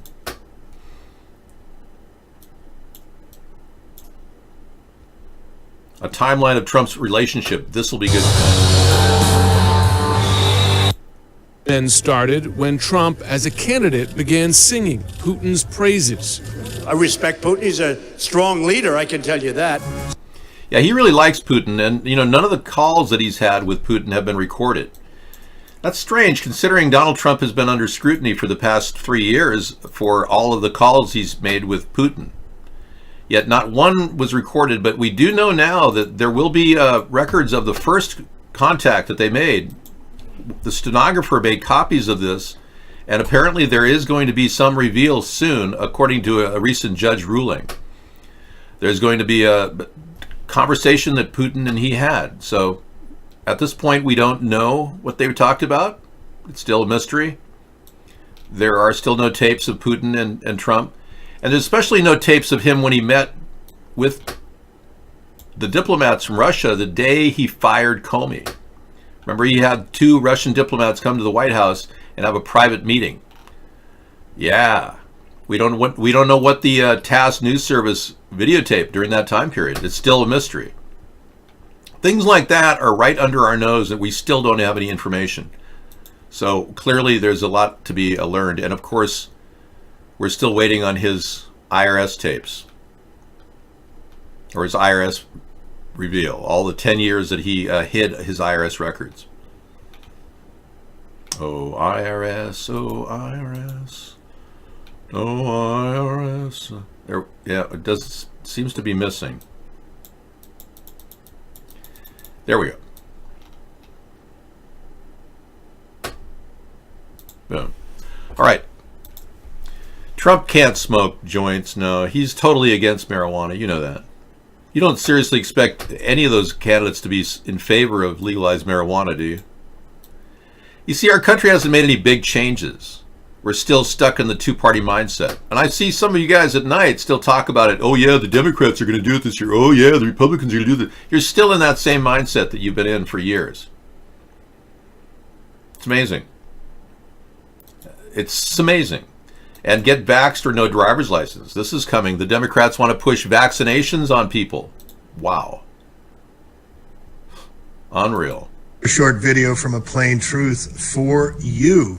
Well, I've talked about the high-speed rail, how they're funding it to get the smart rail train going all up, part of the Agenda 2050, where they're burning us out here in California along the exact rail lines. This guy's good. A Plain Truth has been following the California fires and how the rail lines are almost parallel and everything. Yeah, he's a really good guy, and I really appreciate that link. Thank you, Scissorfight. So if rent was $500 a month, 10 hours an hour is livable, $10.50 for women due to female needs that men don't have. Yeah, I suppose, but men and women are trying to get the same salary, hopefully. I'm shooting for that. Guess 776. I'm hoping for more jobs at $15 an hour. That's why I talked about the infrastructure bank idea. I'm the only one in the country that has this idea. I also believe that if we put everything under one roof, even the public option would be getting a 2% rate, because that's the discount window at the Treasury. The Treasury could easily help our government establish a fund, an infrastructure bank, simultaneous to the Federal Reserve. There's nothing saying that we have to run both separately. They can run parallel. And that's what I'm thinking about, because I kind of go back to the Ron Paul days where we should just end the Fed. But the Fed is such a big part of our economy that just ending the Fed is almost like Brexit for our country. Brexit for UK is also very problematic and not able to implement rapidly. And at this point, it's just being carried along by one BS artist after another. That's what Brexit is. Boris happens to be the biggest BSer right now. Nigel Farage didn't want the prime minister position. Not that he could get it. Yeah, $500 a month could get you a basic life living on the street in Los Angeles out of a tent. You'd be able to support yourself living out of a $500 a month. Would maybe get you a motel room 2 or 3 nights, maybe max if it's a really dingy motel. But honestly, $500 a month is barely enough to survive. But the fact is, the Democrats and Republicans have refused to give our veterans the money they need. 1/3 of our veterans are on the street without any cash. Believe it or not, they don't even get food stamps. Some of them are disconnected from reality. Some of them are bumbling to themselves right now, wondering if they can get some malt liquor and having their hand out in front of you. And I'm definitely not concerned about them if they take the $500 and buy malt liquor. I don't even care. It doesn't matter to me. They're not going to stop buying malt liquor anyway. What I'm concerned about is people having nothing and no money for nutrition of any kind. California's standards should not rule our country, I agree. But we've got the biggest problems in California. Look at the budget crisis. They're the most in-debt state. They're also one of the largest states with the most money. I'd be more than willing to talk to you guys about splitting California up into 2 states. I don't mind that discussion at all. I would welcome the idea of like a Jefferson in the northern section with San Francisco as the state capital of Jefferson, and Sacramento remains the state capital of the lower portion of California. That makes sense to me. But I'd like to sell a state too. If we're going to do that, we might as well sell one of our states that has proven to be disreputable. They vouched for a guy named Barack Obama, that he was born in Honolulu. They sent over their representative, Loretta Fuddy, who had just been chosen to do this job, and she brought over a fake birth certificate. Hawaii proved to be the most disreputable state of all over the years. So if we could also get a big boost to our economy, can you imagine what would happen if we sold Hawaii to Japan? We owe Japan about $2.5 trillion, maybe even more by now. What about just selling Hawaii to Japan? They own parts of it anyway. I mean, many of the largest hotels are owned by Japanese businessmen. We'll keep Malachi for our own use. Gotta love that leper colony out there. We can retain Honolulu as our base. We'll have full access through a treaty that we'll build into the contract. So Honolulu will remain a strong vantage point in the Pacific. It doesn't need to in any way compromise our national security. Remember, we're tight with Japan. They want another location too to defend their nation. So why not think about that? That way we keep our 50 states, we split California up, and we resolve a lot of their economic crisis by resolving a small portion of the debt for both states. I think the massive burdens of debt that California has given itself is partly due to the existence of the San Francisco liberals, who frankly should just control their own state of Jefferson. The Sacramento conservatives are probably more likely to get the state of California's debt under control. But both states would absorb that debt. Each would still carry debt. Why sell Hawaii? Really? Okay, you're right. Why sell it? And why even talk about changing the states at all? And let's just look at California as being a massive, overpriced, overdebted state run by liberals, and we just have to figure a way around that doesn't cost the federal government too much. Because I don't think that we're going to be able to do that. The fact of the matter is, California is becoming a sponge, soaking in illegal aliens and taking on more debt and having more mismanagement by the very same people that are being elected. Okay, well, I'm not going to sell anything then. Forget the idea of selling Hawaii and splitting up California. That was just I tossed that idea out there. Let's scrub it. See how centrism works? You guys tell me that's too radical. I say, I agree with you. Isn't that great? It's nice to be able to settle things really quick. Problem solved. So no IRS tax returns yet. We'll have till June to do that. And no recordings of Putin except possibly the first meeting, which, if it comes out in the next couple days, will probably lead to Donald Trump resigning, because he'll be on the tape saying, "Oh, Vladimir, what can I do to make things right after I get all the help from you Russians?" Something like that. That's why they wanted to get rid of that tape. Trump has been hiding everything, so of course he's been impeached. We got that. He's been deceptive, non-transparent about anything, claiming he's the most transparent, the biggest blowhard we've ever had as president, bar none. I'm using my fruit enzyme spray. It's a man spray. Yeah. I'm telling you, this is better than going to Tahiti and hanging out, drinking whatever people drink in Tahiti.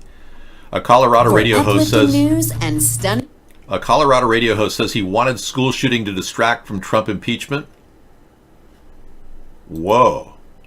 The station cancels his show. Yeah, you can't make light of school shootings, especially if they were false flags. Yeah.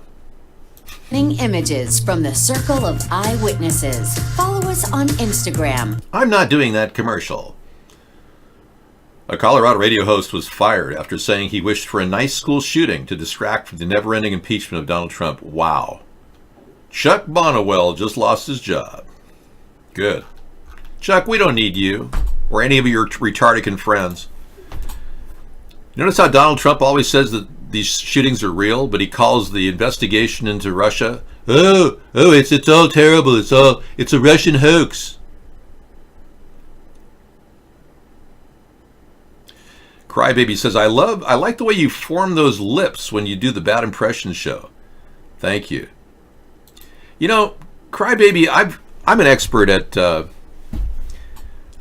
at making voices. I'm a trained professional voiceover artist, and it's how I do that is unusual. I'm not using a voice synthesizer to sound like Henry Kissinger.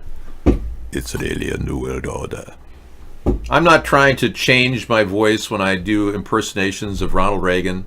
Well, I'm sure that there's a way out, and the problem with government is government. But I'm actually just a person who does this naturally. So thank you for coming in, but unfortunately your criticism is not welcome here. Would you raise minimum wage federally? I would try. But I'm not going to be able to get the Republicans to do it. You know that the Republicans aren't going to be able to do that. I'm working around the Republican problem by offering the infrastructure bank idea.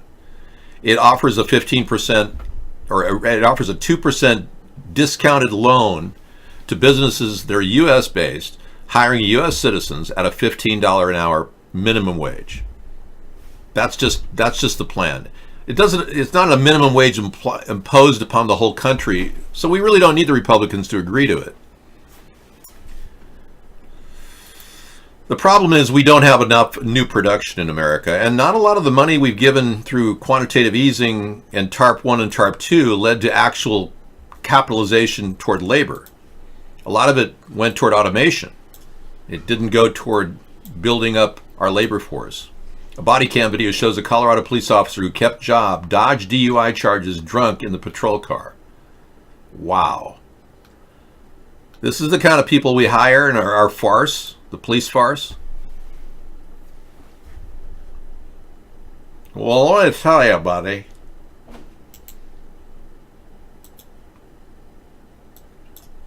I'm not hearing it.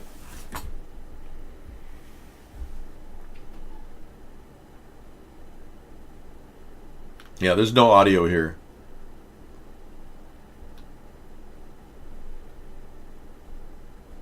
Yeah, I'm going to assume the guy's just drinking. Oh, there we go.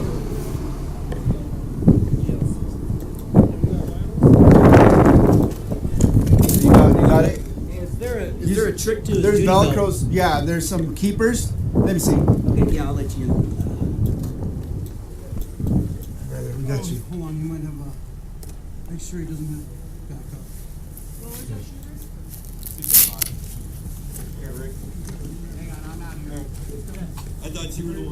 You know, this is 8 minutes of a drunk cop. I really don't have the time for this. But thank you.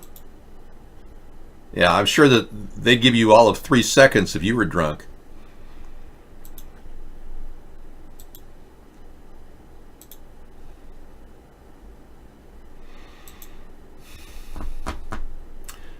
This is a big news story that just came in earlier. 267 million Facebook users and IDs have been compromised on the dark web. Now, if you're still using Facebook, you may want to rethink it as you move toward the election period, because you don't know what's on there that's real, coming out of Russia or coming out of China. China. How would you handle the tax loopholes their 1 to 10% hide their money in? I'm offering, thank you for asking 776, I'm offering a flat tax of 10% on income over $50,000. That's the best way. Yeah, but isn't that amazing? 267 million Facebook users have been compromised. This is legitimate. This story was traced to a database including IDs and phone numbers and full names of mainly US users. So this is almost everybody on Facebook. So whatever's happening on Facebook may not be real because they've had a massive cybersecurity breach. You'd think Zuckerberg would have handled this, but you know, he's not that smart. I'm sorry, did you say something? Yeah. Okay, let me talk briefly about the 5% or the 10% flat tax. Sure. I don't mind discussing it. Thank you. Yeah, don't bother coming in here if you don't like the show. We don't welcome people who dislike the show. Thank you. Bye. Yeah, so if you make less than $50,000, you wouldn't pay any taxes at all. This is the kind of system that would be very efficient.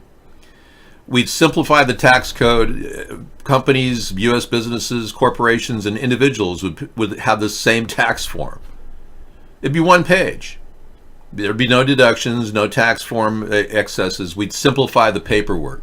Even though a lot of these tax events are going online, we're still minimizing the complexity of this, and it would eliminate a massive industry of people that are raping you when you get your tax. You hear that weird sound when you get your tax refund? Some of it's getting kicked back to the company. They're not giving you the whole amount. So this would eliminate that, make it very simple, and it's super because it doesn't affect people who are making less than $50,000. The only problem people have said about this is that it does tax churches and nonprofit organizations like United Way. So that's the only drawback. But if everybody has a $50,000 deductible, flat out, that'll encourage businesses overseas to hire or come into the country and spend some money. And the rest of the money they make above $50,000 would actually be taxed at only 10%. So it's kind of a unique idea that wealthy people and poor people would like. I call it a graduated flat tax of 10%. Sarah, you're back early. Wow. Yeah, I decided to give you an early break. Did you have some of that dinner? I did, yeah. Oh, good. Great. Excellent. Okay, I'll have some of it. Spoonfuls. Yeah, I'll have a few spoonfuls too. Well, that's it for salmon or something. It's it's flounder. I don't know. No, the fish is weird. It's not a weird fish. It's called mackerel. Mackerel. That's why it's weird. It's a mackerel. It's kind of a fish that has low mercury as opposed to albacore. Okay. I would have made it with albacore tuna blend, but I chose not to. I'm not used to mackerel. Well, I bought it for $1 a can at the dollar store, and I've been using it because, well, for one, I bought 8 cans, and I'm trying to get rid of them. That's good. And number 2, it does have low mercury, which I've heard is good. Holy mackerel! And I put together a mackerel with an organic egg noodle, non-GMO egg noodle, which I found, and I think it's a wholesome meal. But I added to it artichoke hearts, broccoli, onions, and lobster bisque, not from the dollar store, but rather from Bar Harbor. I had a can of Bar Harbor lobster bisque. I put in there, so. And I added some cheese to it and other things. Dillweed. But yeah, if it's too fishy, don't eat it. It's all right. It's just fishy. It's weird. Different than it's I'm like used fish to. meat in there, Yeah, it's just different than I'm used to. That's all. Yeah. All right. Well, I did find the organic egg noodles. They're sold at Kroger. Oh, okay. Yeah. Like Fred Meyer? Fred Meyer has them, yeah. They're simply We still organic. have a greenhouse. We have a greenhouse, but not a lot is going, and it's wintertime right now, and we're trying to germinate things, but I'm doing an experimental type of gardening called permaculture, and I told Sarah I want to do less and get a long-term result from the gardens. Less work, more long-term. So we have a pear tree, we have artichokes.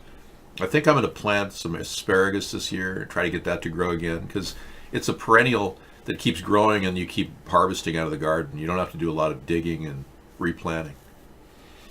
The Kroger, not Kruger. Kroger, it's called. No, she doesn't like any type of canned fish. I don't blame her. I like tuna. Well, there's tuna in there too, but it's not the kind of tuna you would like. It's called skipjack, and it too has lower mercury.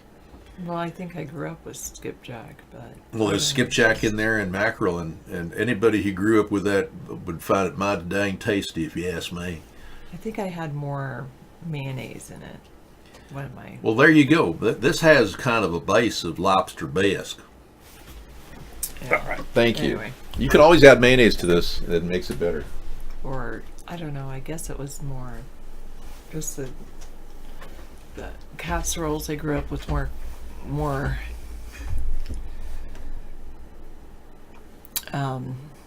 creamy. But anyway, I don't mean to complain. Yeah, I think I grew up with chicken of the sea tuna. Maybe that's it. Mayo hides the food sin smells. Maybe that's it. Hello. Hi, this. Hi, silent man.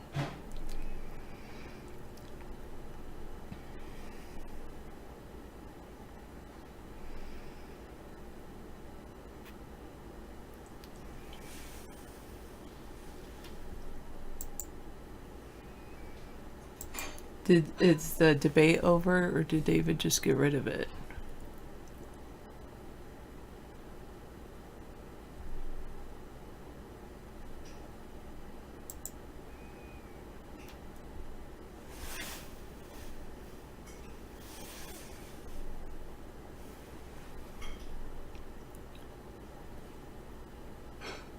Somebody thought chicken of the sea was chicken.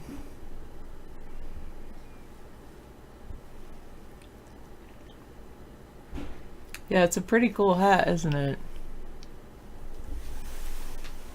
My friend crocheted it for me. So cool. And she said she started, I was like, when did you start this? Oh, last night. And I worked on it a bit today. I was like, wow. It's so cool. Nice and cuddly, and it's got this cute little curl thing going on. She's very cool. She was so cute, my friend. She's like, I got you a gift. I want you to open it right now. She's super excited.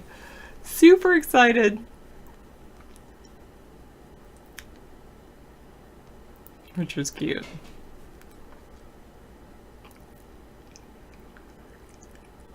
Yeah, I'm amazed at all the different breakfast cereals. That's true. She's like, now I think I'll make myself one, but I think I'll do it with a different color, like red or something. This, you can't tell, it's green. Well, I guess you can tell. I'm glad it's not the green screen green color. Oh, thanks, True Blue. I appreciate it.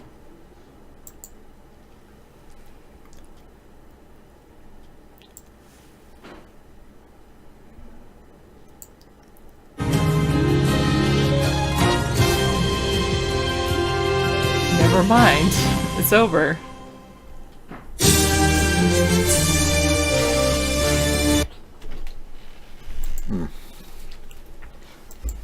For holiday treats. At the flip of a switch, the light. Okay. But yeah, it's a cute cuddly hat. Great. They were talking until I started watching them.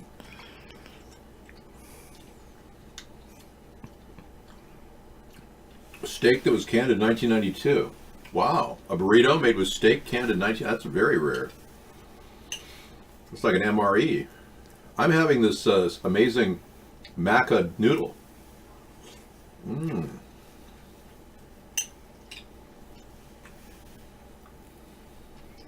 Mackerel noodle dish. Maca noodle, I call it. But I was thinking like mac and cheese, not. Yeah. I know most people. I was going to call it macaroni, but then it sounded like macaroni. And that didn't apply. So. You ate fried cabbage? That's good. Well, yeah, well, if you got canned goods from 10 years ago, you have to start eating them. You can't possibly let that sit, around. What's playing over there? PBS. I'm going to turn it off. The artichoke hearts are good in here. But, all you have to do with this dish is add some mayonnaise and eat it cold. It'd be perfect. Yeah. It makes a really good pasta salad. The NAFTA actually helped the corporations more than it helped the countries of Canada, U.S., and Mexico.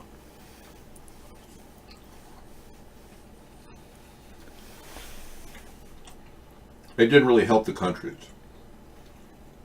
It was a way to make more money. That's what NAFTA was. That's why George W. Bush basically pushed it.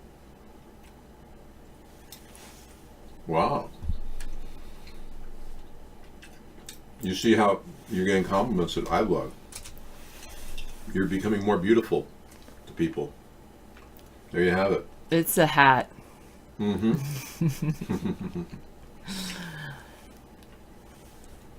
Mm-hmm. I could get even more beautiful going to getting braces, but I look beautiful with braces. No. You have a nice smile. Braces are, aside from being expensive, they're also painful. Yeah, that's all relative. Pain is relative. Yeah. I'm having it's like a tuna casserole with lobster bisque in it. Yeah, I guess Invisalign is an option, but Invisalign is even more expensive. Yeah. I think if you're going to spend money on anything, just get Da Vinci veneers. They're like $20,000. Yeah, most people that do Da Vinci veneers would tell you to go see a orthodontic and get braces first. No, they don't need to that. straighten out your teeth. Yes. They pull your teeth and put studs in. Whatever. I just don't trust anybody messing with teeth.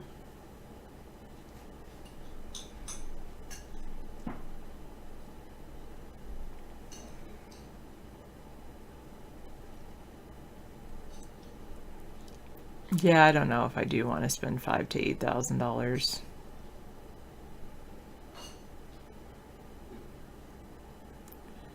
You drank, you're not MD, you drank MD 2020 in the past. What is that? Mad Dog? Or what's MD 2020? What is that? But you're not doing any alcohol? No more alcohol? I'm a teetotaler. I don't do any alcohol. That's okay because I don't need to drink to have a good time. I have a great time without drinking.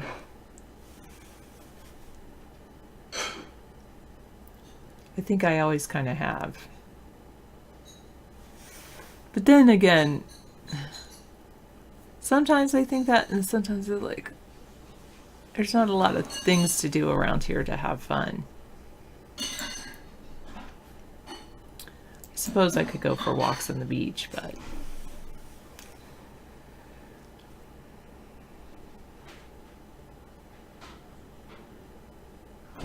I don't know. I have a feeling Klobuchar is gonna gain some more popularity, Anthony. That's my feeling.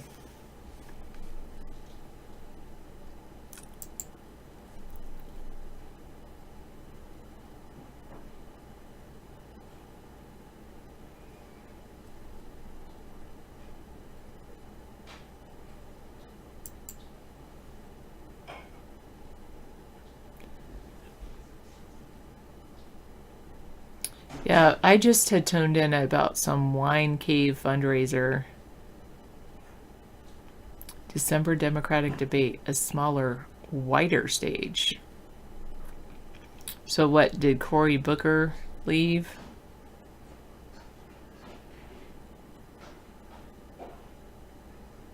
The Democratic debate did not include Michael Bloomberg. They put that's still a win for him, according to NBC News.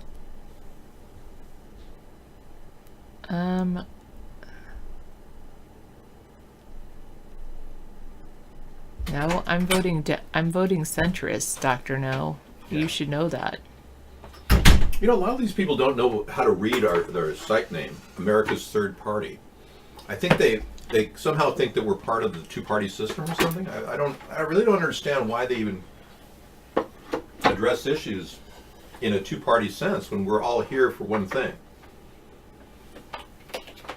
I'm not sure why Republicans and Democrats hang out here. I just don't get it. They don't realize that a third party is absolutely essential if we're going to fix this country. This is really a no-brainer. It's the most obvious choice.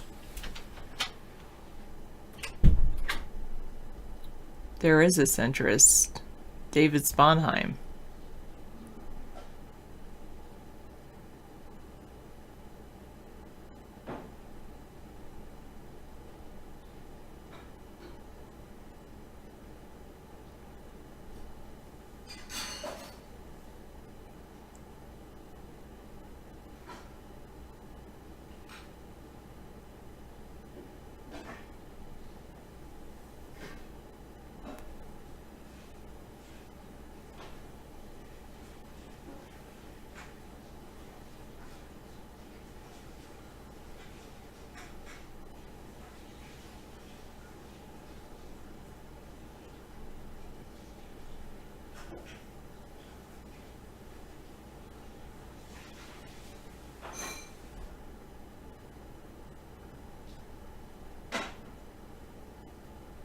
I just said I'm voting for David. He's not on the Democratic stage because he's not a Democrat.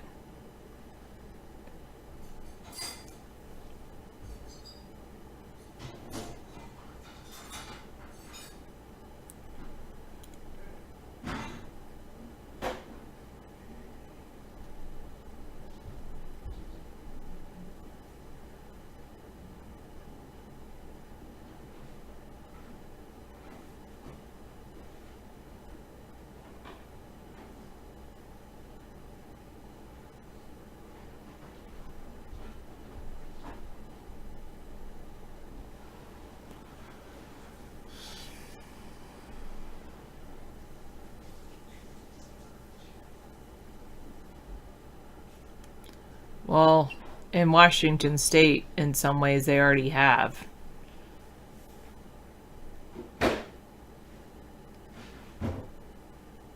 No playlist. We're in favor. This show is in favor of Sponheim for presidency. Sponheim 2020, not Trump 2020.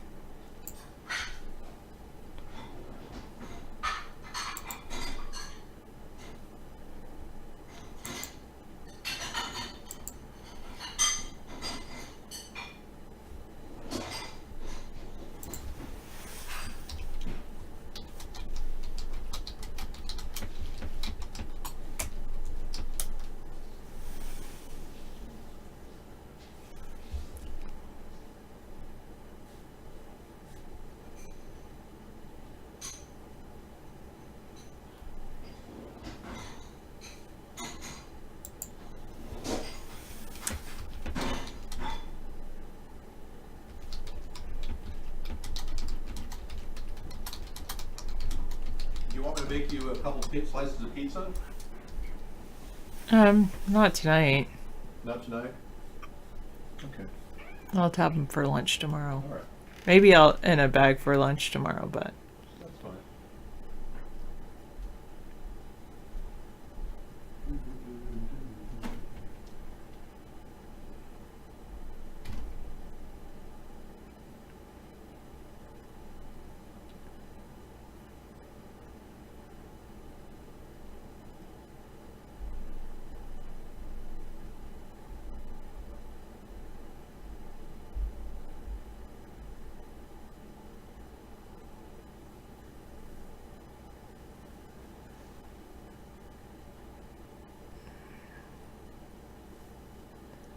yeah, David treats me well. That's true. I should just enjoy that.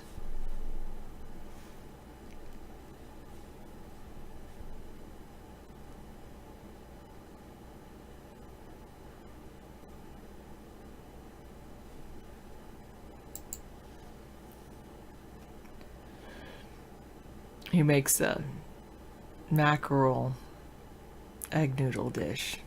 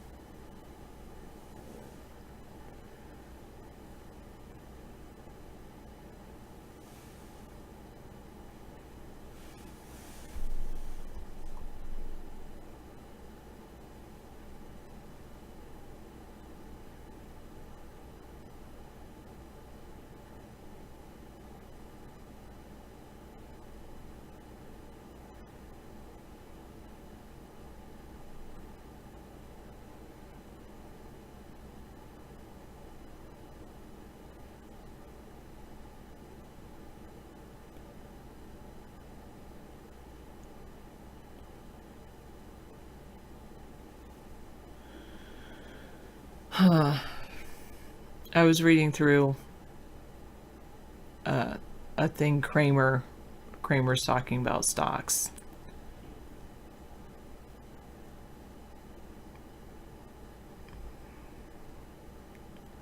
Free trial subscription to Action Alerts Network, Action Alerts Plus.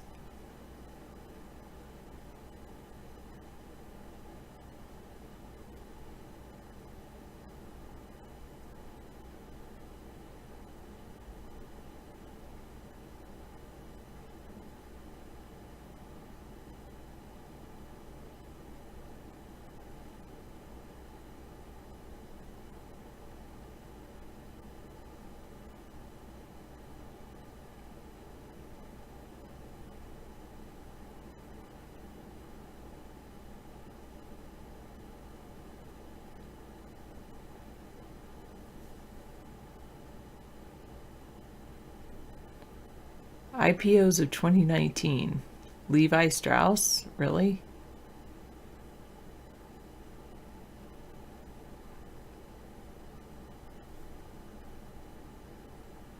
Contour Brands.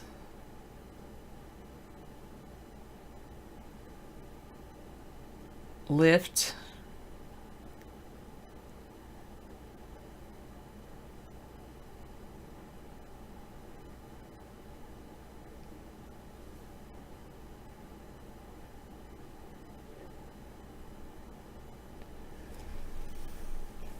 All right.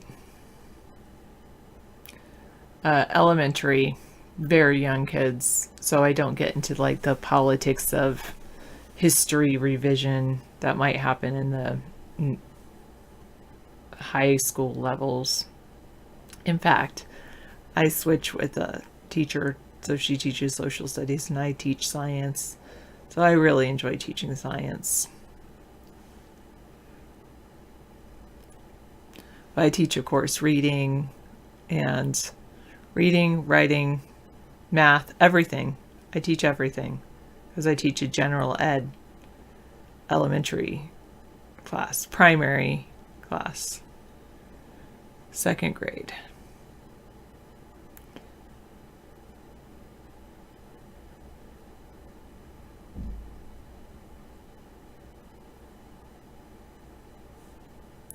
Which is it's really good, but I am teaching kids to do their own research. I'm teaching them how to read critically. I ask questions, so that get them thinking deeper. It's pretty interesting in our second grade. I personally feel that Common Core state standards with math, reading and ELA is a little bit different because it talks about complex texts, but that's really up to the individual districts to determine what those are. But anyway, with math in particular, I do feel that math is getting kids to really understand the math deeper, and especially the curriculum that we just adopted really helps them. Like, it's not necessarily about solving a whole page of worksheets. It's about getting them to have problem solving skills and to explain their reasoning, which I think is a much more valuable skill set in the future. So there's a lot of discourse that happens in math and in reading and writing these days. Really, I mean, digging in, taking notes in second grade. Whereas I remember, in second grade, it was just learning how to write and real simple. Now I have them doing research. Of course, it's just research about different animals, but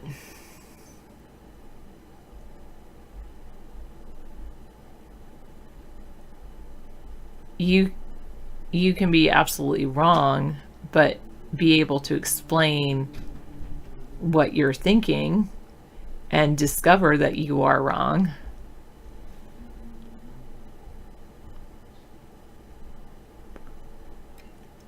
And there's one of the things with math is these days is that there's questions where there's more than one right answer, especially with multiple choice.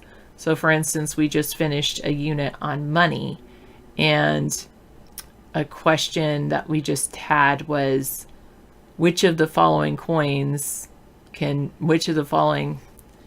represents 31 cents? And it was like a quarter, a nickel, and a penny was one choice. 3 dimes and a penny was one choice. 2 dimes, 2 nickels, and a penny was another choice, or things like that. So seeing that there's multiple ways to represent money.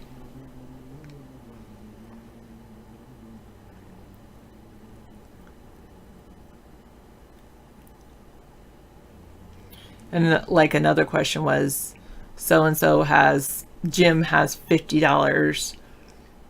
What are different bills that he could have?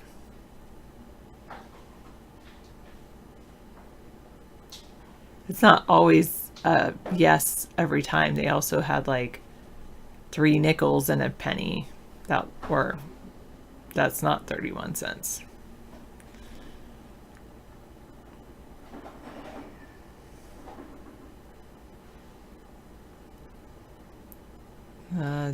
I disagree.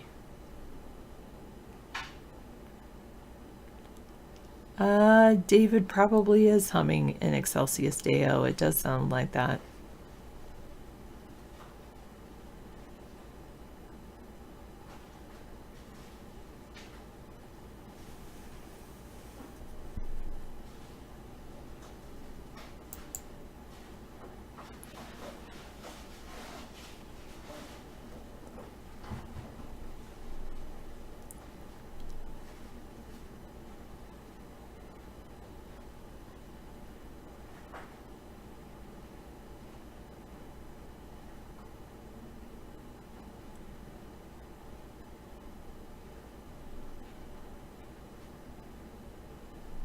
So you think I should go roller skating moon base one?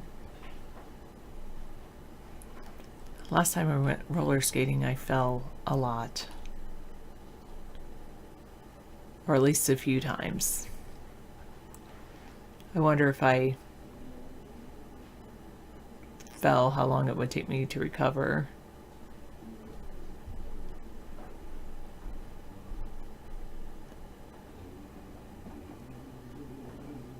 David's definitely singing something.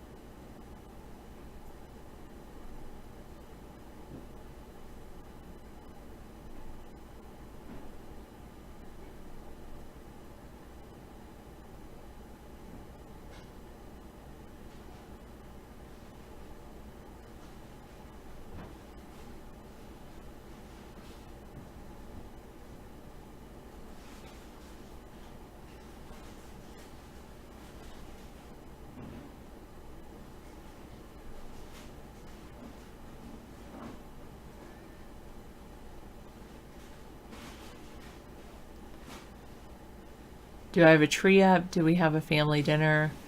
We do have a tree, but our tree is a little bit different. We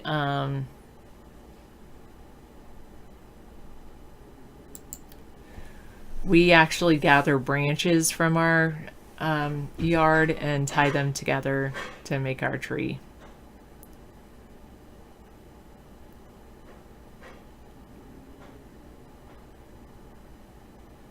Which is pretty good. Sarah will help the ignored. I suppose I do help the ignored. I try to, anyway. As far as family dinner, we did have family dinner on Thanksgiving, so that was good. As far as Christmas, I don't know. We'll wait and see. Actually, David's family's kind of getting together a few days before Christmas over the weekend. I have something I've already arranged, so I'm not gonna join on that activity, which is good for me.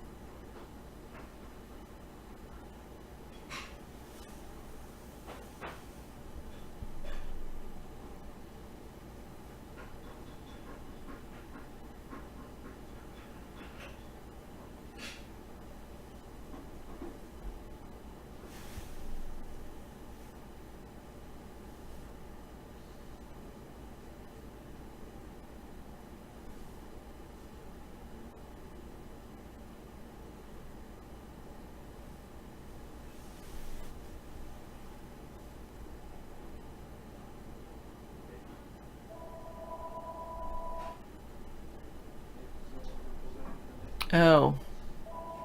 So people claim they can claim they have a degree.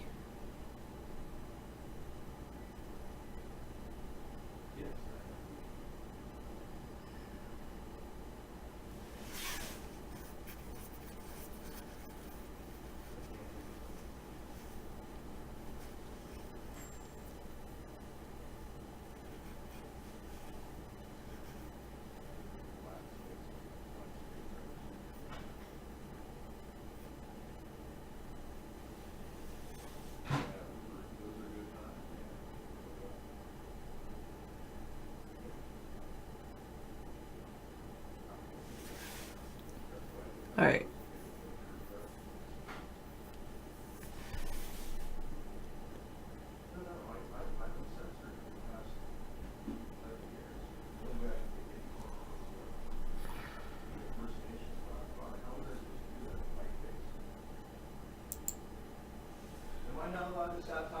I really don't like that was kind of a crazy article, the open source network. Anyway, they claimed 31,000 scientists don't believe in climate change, but it was based on some kind of petition that anybody could fill in, and anyone could claim that they're a scientist.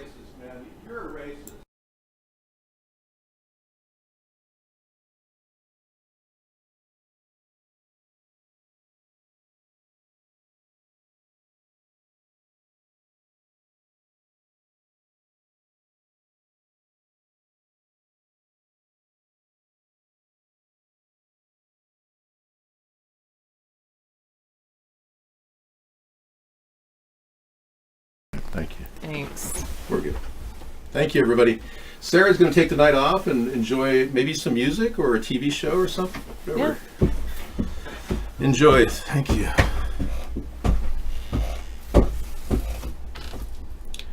We have a tree, yes. We made our traditional tree. We spent 20 different Christmases at this amazing location Sarah and I have, and we make our own trees. Hang on. Huh.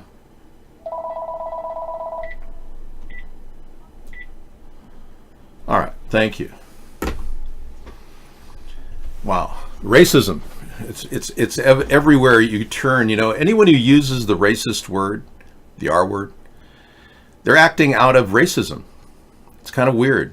It's like they are the ones that they're calling other people. Isn't that true though? When you make fun of other people, it's usually the quality in yourself you don't like. So calling people a racist, which is a common expression, I've never been a racist, but to call people a racist, you have to actually, you wonder, I try to avoid calling people racist. Yeah, it's just another word. It's like anything else. You can use words. It's called free speech. It's protected in our First Amendment, but the Democrats can't figure that out. The Democrats want to sculpt our language into what they call politically correct language. Can you believe that? They want to deny our First Amendment rights. And the Democrats also want us to make it so that it's a hate crime to call somebody a certain name if indeed they are that kind of a person. Say a person's a heterosexual. It's going to be a hate crime to call somebody a hetero. I mean, I'm offended when somebody says, "Hey, hetero, dude." So pretty soon people will be offended by being called homos. Yeah. So this is completely ridiculous. The First Amendment gives you the right to call anybody anything, as long as you're not inflicting harm upon that person. So I think you have to get your act together, the people who are using the R word, and not use the N word either, or any other word. But if you want to, you can. Period. Now, you're not allowed to come in the show if you're a supporter of Trump. So I don't know where you're coming from, man.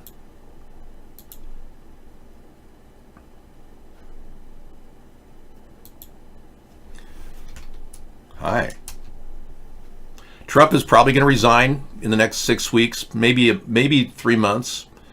It turns out his conversation with Vladimir Putin will be seen after all. We will get the transcript eventually. So if he said to Vladimir Putin, "Mr. Putin, I'll do whatever you tell me to do," and then Putin would, tell him what to do, maybe he did something for him. Who knows? But he met with Putin that one time for 3.5 hours. So we're going to be seeing transcripts of 3.5 hours of Donald Trump meeting with Putin that he's tried to hide.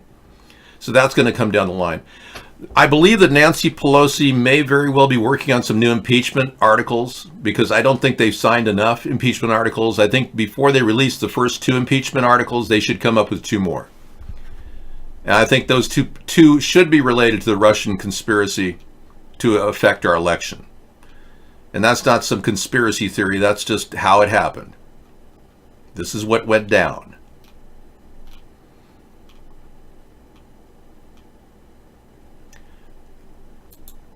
Russian hacking and election interference.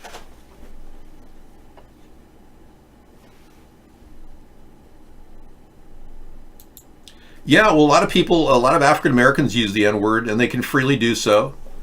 And technically anyone can use any word they want. But it's hard for me to understand why the Democrats think they can take away our freedom of speech and take away our right to bear arms, which they're trying to do. Even Trump's talking about red flag laws. So it's a slippery slope these Democrats are on, and pushing transgenderism on the children. Really? I mean, seriously? And look at how unhappy Greta Thunberg is with all the accolades. Having received Person of the Year by Time Magazine, Greta Thunberg is saying, we achieved nothing and don't want to continue. Greta Thunberg disavows the school strike for climate change, question mark. Yeah. She really is fading away, even though she's getting nothing but promotions by the George Soros New World Order.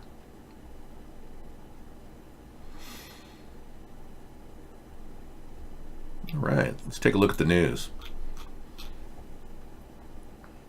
Apple looks to widening its streaming scope amid new report of MGM and Pac-12 talks. You know, I really think that Apple could be a contender. They've already put $10 billion into their productions. So, should be good. I like the more competition idea. If they work out a deal with MGM and Pac-12, my goodness, Apple could be a real contender. I thought that they would work out a deal with Time Warner as well. I would think Apple could get something out of that, but I think Time Warner's already committed to Disney. I'm not sure, though. All right, well, that's good to know. I hear Apple's going to come out lower than the other competitors, so it will be a good option for a lot of people with video on demand. We just read a stat that showed that 184 million people in America are using Netflix or listening to it once every week at the least. So that's significant. The smartphone location tracking is creepier than you thought. Huh. Yeah, I'm amazed some of the people who are, finally tuning into our show are wondering what we're all about. Well, we're about the fact that the American people have had no voice at all in politics and have been completely censored in the media that we're living in right now. Even the media that we're on, the media of the internet, is being censored as well. Yeah, Nazis burning flags can definitely be protected by the First Amendment. Absolutely. Yes, they are protected. In fact, there was a big, huge gathering. Wow, look at this. An Iowa man was sentenced to 16 years for setting an LGBTQ flag on fire. This is total violation of the First Amendment. For them to charge this man with anything if he set something on fire. Total violation of the First Amendment. Apparently everything has to reroute to the Supreme Court. It's unbelievable. Precedent would tell any judge that that's perfectly okay if somebody wants to burn a flag of any kind, even a U.S. flag. You had constipation blockage. You feel better than last night? It was that rice and curry? Really? Wow. Well, I guess it wasn't brown rice. It must have been like pasty white rice. Thanks for sharing, Soul Child.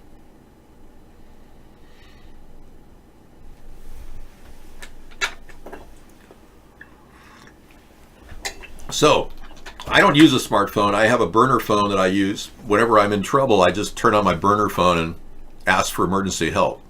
Help me, help me. When you purchase a smartphone today, there's an implicit agreement of your privacy, taking a backseat to the device's capabilities. Most of us are aware of this agreement through the New York Times today published a report on the price you pay for a smartphone unbridled ability. It required smartphone location data file reviewed by journalists. The file contained over 50 billion location pings from the phones of over 12 million Americans. Wow. The results are almost dystopian in terms of visuals. As an example here of a visualization of location pings at a Grand Central terminal in New York City. That's just everybody walking around. Look at that. They light up like a Christmas tree. Let me change the colors a little bit. Look at that. Isn't that amazing? Everybody pinging at the same time. Wouldn't it be something if someday they'll find out that all of these digital frequencies are causing DNA alterations in our body and can trigger cancer? And they'll mandate that people can't carry smartphones because they're They're putting out some sort of a dangerous signal. Anyway, whatever. I guess we'll all not have to worry about that. If we're holding him next to our heads getting brain cancer, you won't have to worry about that. So I'm kind of like not preaching to the choir. I'm preaching to the future corpses of the world. Hello, future corpses of the world. How are you? So nice to have you here. Yeah, you blew it. You were holding that cell phone next to your head all your life, and it caused a brain tumor. Oh, and not to mention all those radio frequencies you were getting on the highways that nobody seemed to care about, like the 5G network. Yeah. Not at all, Lush Pony. We give... Soul Child has the option of talking about her stoma, her colostomy, whatever. We have no problem there. You can say you don't like it. You can say you don't like hearing from it. But I don't mind if she talks about her bowels on the show. Yeah. Yeah, I'm glad you can speak out on your part. I mean, you've got freedom of speech too, Lush Pony. Absolutely.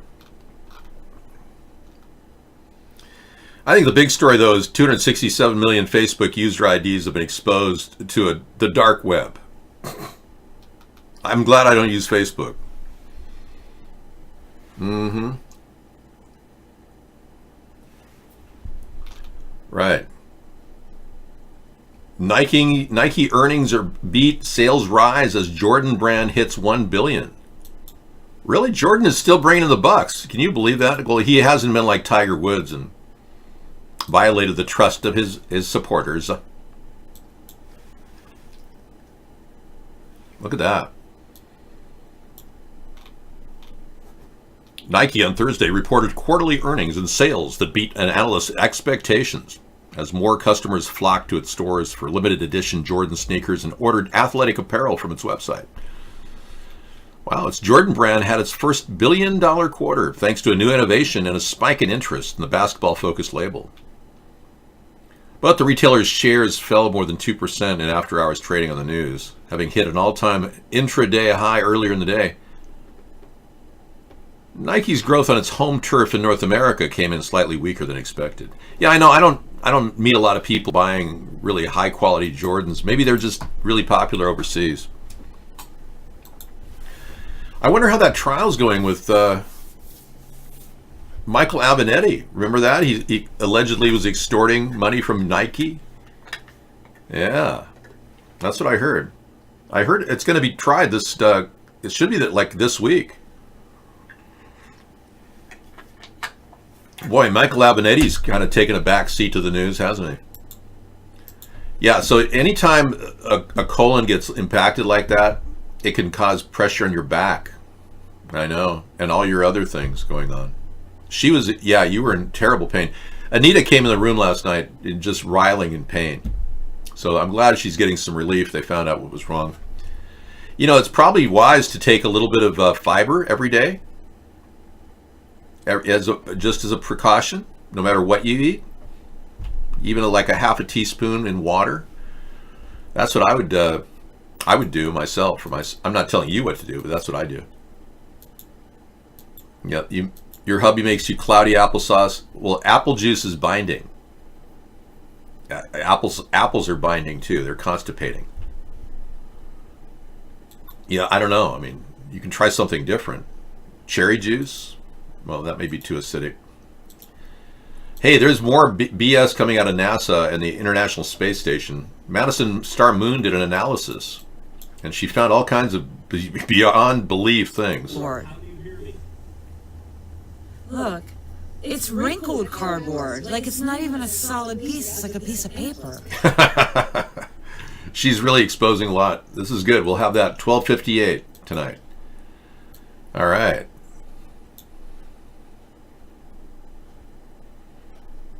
Hey. I'll just sign in.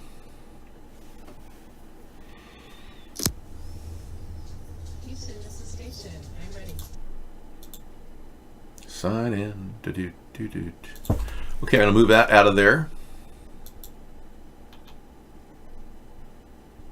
Having a hard time getting that link to work. Not sure what's going on. I think we're being shadow banned at YouTube. Something's weird happening. They keep kicking me out of my account.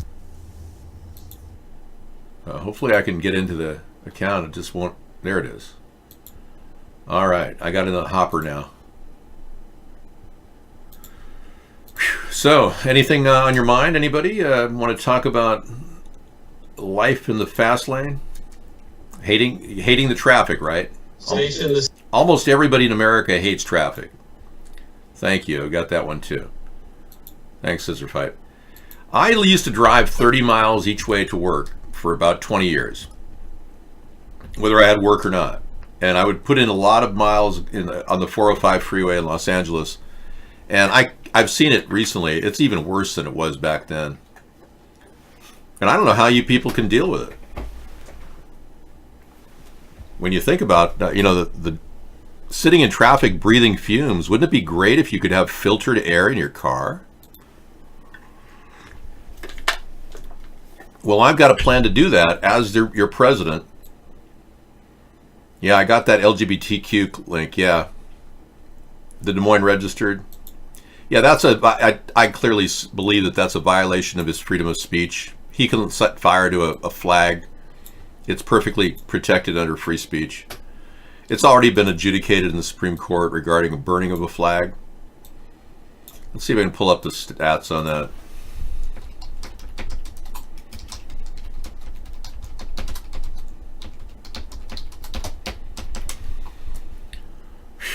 Texas versus Johnson was a decision by the Supreme Court of the United States that invalidated prohibitions on desecrating the American flag, enforced in 48 of 50 states.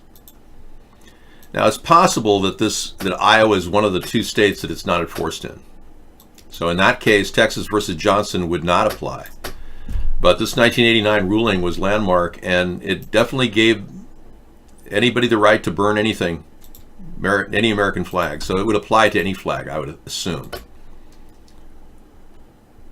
But we'd have to prove that anything would apply here. You work at home, you work in your cubicle where you sleep. Yeah, I know. You're tied to a computer next to a bed, and you say you work at home. That's the funniest thing I've ever heard. And you're actually in the farm at the CIA's headquarters. Wow. And you really believe you're working at home. They have him in a cubicle. The bed next to his desk. I'm serious. I wish I wasn't serious. I know you're in charge of refunds. You've done so well. They're going to elevate you to a higher level. I'm sure.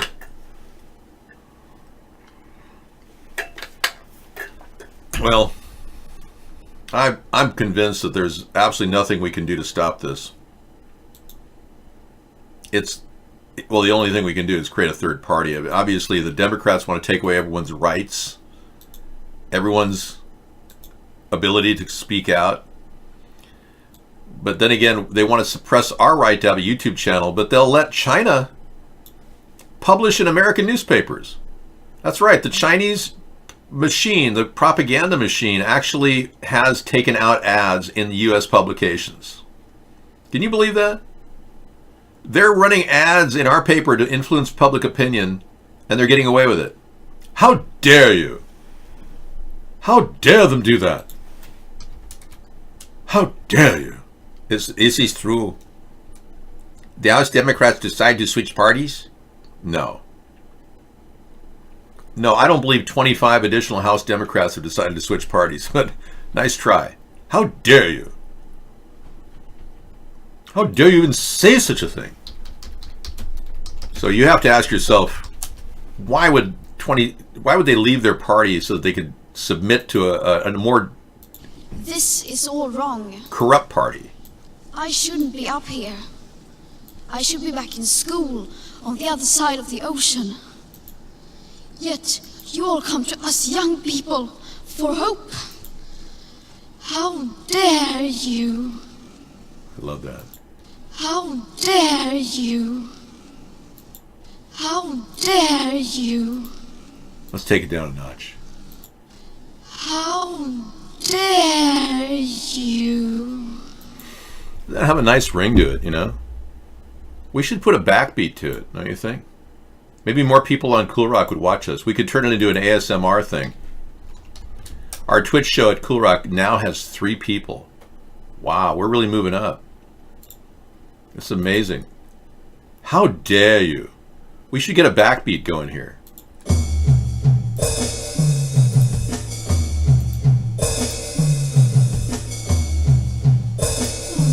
Dare you?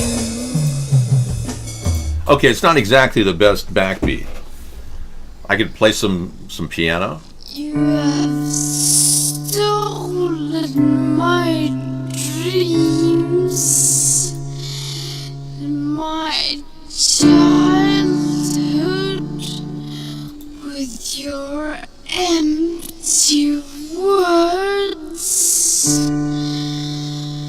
And yet, I'm one of the lucky ones. Doesn't that look like a real person who really appreciates her life? I'm one of the lucky ones. Look at those eyes. I mean, man, she's really nasty eyes. There's like, gosh, she really hates the world. It's like, I'm one of the lucky ones. If you were so lucky, you wouldn't be so mean and rotten. Oh, sorry. Anyway, moving on from Greta, although she does make for great internet filler, I gotta tell you. Greta is just a little bit ungrateful. I was trying to get to that. Ungrateful. She has an ungrateful attitude. That's what I was trying to put into words. Thank you. Thank you, and thank you for sharing. Her parents raised her to be an actress, and she's a good one. George Soros got a woman who could read off a script. Isn't that amazing? Isn't it amazing? I think a lot of you Republicans are really unhappy, but remember, it wasn't just 21 years ago, to almost to the day, that Bill Clinton, I never had sexual relations with that woman. He went down in infamy as the second person to be impeached. I merely had sexual relations with a cigar. And she did perform oral sex, but that's not sex. On the cigar. Please, Mr. David. Oh, you have a big thing with please, Mr. David? You guys can vote whatever you want. No one's calling you treasonous. I'm saying you're traitors, but I'm not calling you treasonous, okay? So you retardicans and Trump-tardicans can hang out here.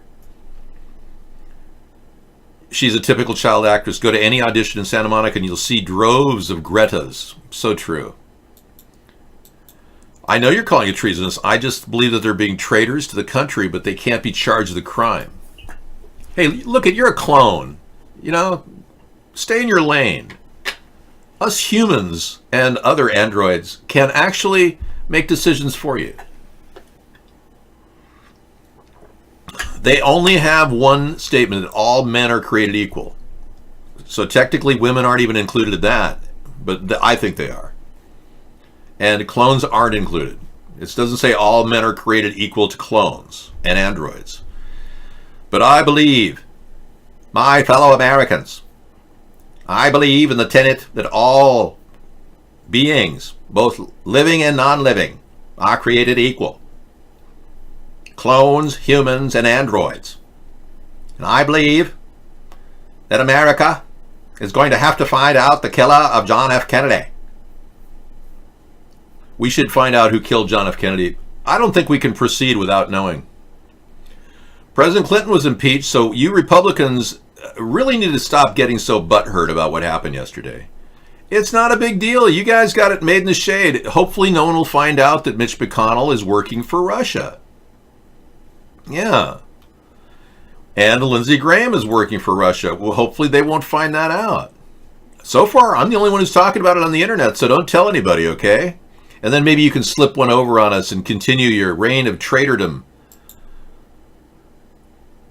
It does seem like Mitch McConnell already made up his mind. He said, the Senate will dismiss impeachment after opening statements. So he's already made up his mind. Well, of course. Putin probably got him on the phone and said, Mitch, you will do exactly as you said. We will tell you what to say and when to say it.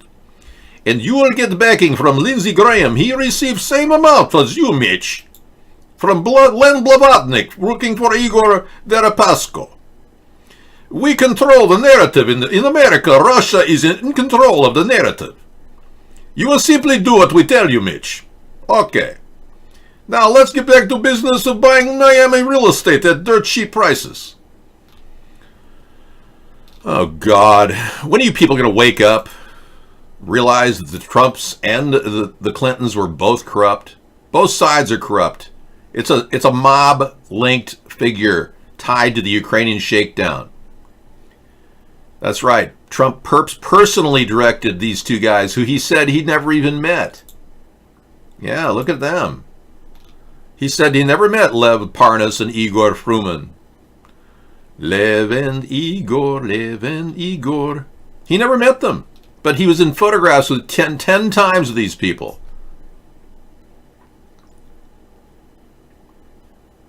Well, I can tell you, the CIA director at the time was George H.W. Bush, Herbal. He choreographed, I believe, the entire event at Dallas. I think he was there. We have photographs of him. But you know what's interesting is Donald Trump was going to release the information on John F. Kennedy's death that we were supposed to get 2 years ago before George H.W. passed. And we never did. He said there was a reason George H.W. Bush was alive. Couldn't reveal it because he was alive. That he used this arcane rule that said you can't have a trial going on with a standing living president. But that had a 10-year time limit. Anyway, he should have released that information. And what is in the release is information about the CIA's involvement with Lee Harvey Oswald. Lee Harvey Oswald worked for the CIA. He was a worker for 5 years before he was tasked to be at that location and be the patsy, which he himself said he was. Oh, Mr. Who are you talking about? The tweeting president? Oh, that guy? We don't follow Twitter people. That's all fake stuff. Yep.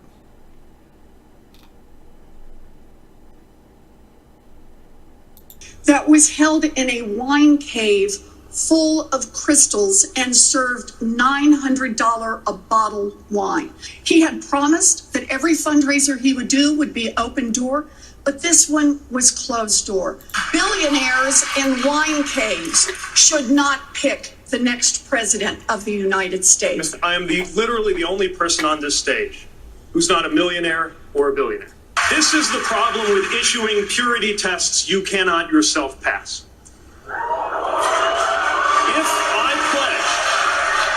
If I pledged never to be in the company of a progressive Democratic donor, I couldn't be up here. Senator, your net worth is 100 times mine. Yeah, but you can't talk about your time in a major corporation that is a PR firm. You can't mention all the secrets that you've had, Pete Buttigieg. Yeah. It's like two liars calling each other out. DOJ admits there was potential bias motivating Trump campaign surveillance. Okay. Well, Department of Justice would say that. Remember, William Barr works for the Russians.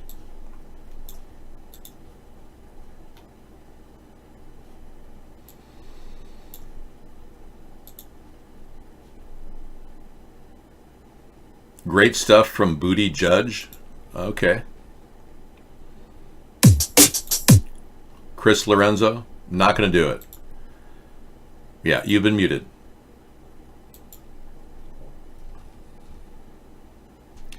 Barr is literally trying to erase the entire truth about what Donald Trump did.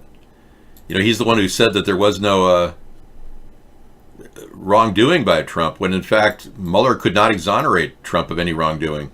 He didn't give him a free ride at all. In fact, Mueller never said that. William Barr is out on a limb. So he's trying to rewrite the truth about the Russian involvement in the election. Doesn't even want to admit that. He wants to bury the Russian investigation. He wants to brush aside the evidence compiled by Special Counsel Robert Mueller. And remember, Barr decreed that Trump wouldn't be prosecuted. Now he's erasing the truth from public memory. He's claiming that the investigation found no evidence against Trump, which is not true. There's lots of evidence. They had Trump, you know, the FBI was watching Trump at the Moscow Trump Tower, at the New York Trump Towers with Russian oligarchs that were money laundering. And he no doubt comped the room. But that's the kind of evidence they have against Trump. They have a lot more than that, too. He has $1 billion debt to Deutsche Bank, underwritten by a Russian oligarch. Yeah, well, it was Pete's vain attempt to damage Warren, but believe me, that he could have gotten a lot better at attacking the Cherokee ancestry thing. Making a slight reference to it is nothing. He needed to lay into her and claim she needed to be charged with a crime. He went pretty lightweight on that. Warren is already on a downward trend. Pete's not just gaining momentum. Pete's beginning to seem like the go-to guy for all the white guilt people that voted for Barack Obama. See, the people that voted for Barack Obama probably had a tremendous amount of white guilt, knowing that, you know, they didn't want to have a situation where a black man isn't given a chance to become president. Those same people are now saying, well, we shouldn't eliminate a homosexual from having the presidency. And they would never even admit that Barack Obama was married to is married to a transgender. They would never admit that. So they wouldn't even know that Barack Obama is gay, which he is. But it's very interesting to see these are the kind of people that are now willing to vote on their political correctness. So let's go to Michelle Obama's dance moves and see how they go. As you can see, Michelle Obama was doing some pretty amazing dance work with Ellen DeGeneres on her show one day. And it just so happens she wasn't wearing any protective clothing to prevent her penis from flying around in her jumpsuit. But you can clearly see it as plain as whatever. It's definitely flying around there. And anybody who claims that they're a woman and runs around with a penis, I think is committing fraud. Unless they're openly a transgender. Now, it'd be great if Michelle could just please come out of the closet. Please. Michelle, I'm begging you, please come out of the closet. Tell people that you're a transgender. In Russia, if you're listening, don't prosecute her. Let her visit Russia whenever she's there. I know they want to prosecute transgenders there. The impeachment is an Intel committee thing. Yeah, okay. Well, nobody should be protected at this point, Dr. No, but ironically, Mitch McConnell wants to define this as a no witnesses called event. And I don't blame Pelosi for holding back on this simply to get at least some oversight and discovery in the jury stage. I don't think that the Democrats finished the job of the impeachment. I think they need 3 more counts of impeachment, like Russian hacking and election interference, which they didn't include. I think these should be the new accounts. The new articles of impeachment should be election interference, basically cheating, and Russian hacking. These are things that popped up in all of the marked out area of the redacted area of the Intel report.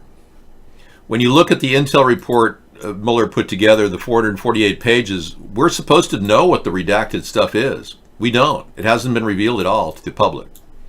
All we know is by looking at this, the blackened areas that I'm circling are primarily about Russia's hacking and election interference. So there's a lot of evidence that we haven't even seen and wasn't even brought to our light.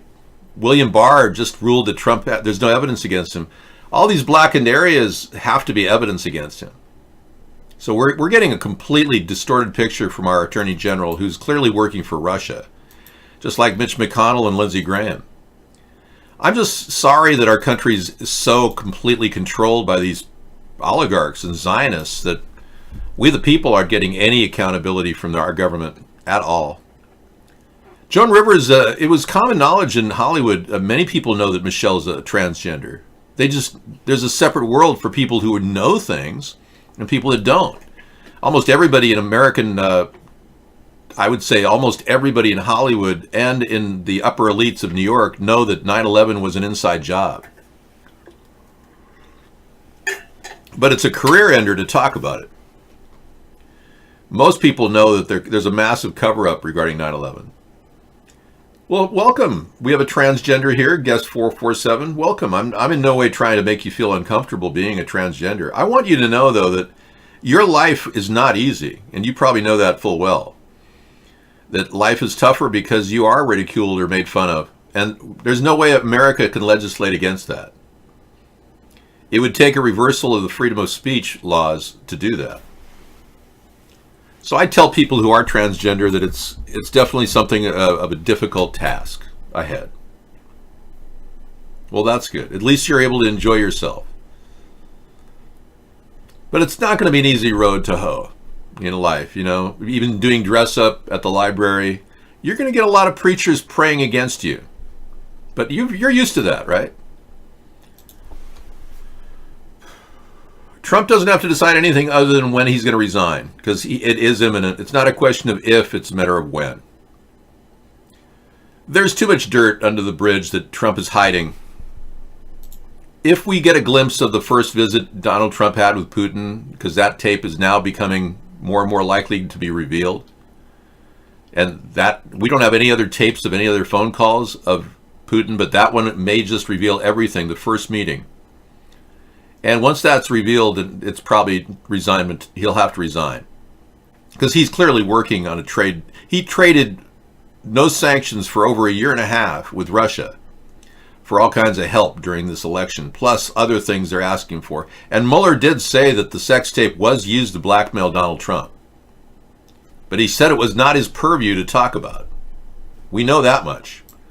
We also know that there's still no IRS tax returns, which indicates extreme guilt. He's hiding them. And remember, he said, "Oh, I'd gladly show you my taxes, no problem." Yeah, sure. So he has a problem with that. Yeah, see, this is where I part ways with Joe Biden. He made statements like this. Where the country we are is because of immigration. We've been able to cherry, since I haven't spoken on this, got a chance. Number one, the reason we're the country we are is because of immigration. We've been able to cherry pick the best from every single continent. The people who come here have determination, resilience. They are ready to stand up and work like the devil. We have 24 out of every 100 children in our school today is Hispanic. The idea that we are going to walk away and not provide every opportunity for them is not only stupid and immoral, but it's bad for America. They are the future of America, and we should invest in them. Everybody will benefit from it, every single American. And you should. The illegals are the future of America. Okay, well, I thank you, though. I think he meant to say that immigrants themselves are part of our future. But every time he says something, it's always twisted. You know, the fact that we grew and we still grow by 5% because of illegal immigration has a lot to say about where we're headed. No question about it. And the mix of Americans racially will change, and our structure will probably adapt to it. In no way should someone be getting special privilege for being white. But ironically, white people have had no privileges for a long time. We have a large class of now poor white people who couldn't get a college education because we didn't claim we were Cherokee Indian like Elizabeth Warren did, and who don't have a bright future because they weren't given access to the best schools, even though they had the best scores. And I'm one of those people. I had top scores in my high school. I was the #1 student in my class, and I was kept away from colleges like Harvard, Stanford, Yale, and Princeton. And people like Barack Obama were given special access with B- averages. And it was completely unfair. And this is called affirmative action. I'm against affirmative action. Biden would not speak out on that point. Even Trump won't even speak out against affirmative action. He's done nothing to rescind it whatsoever in the past 3 years.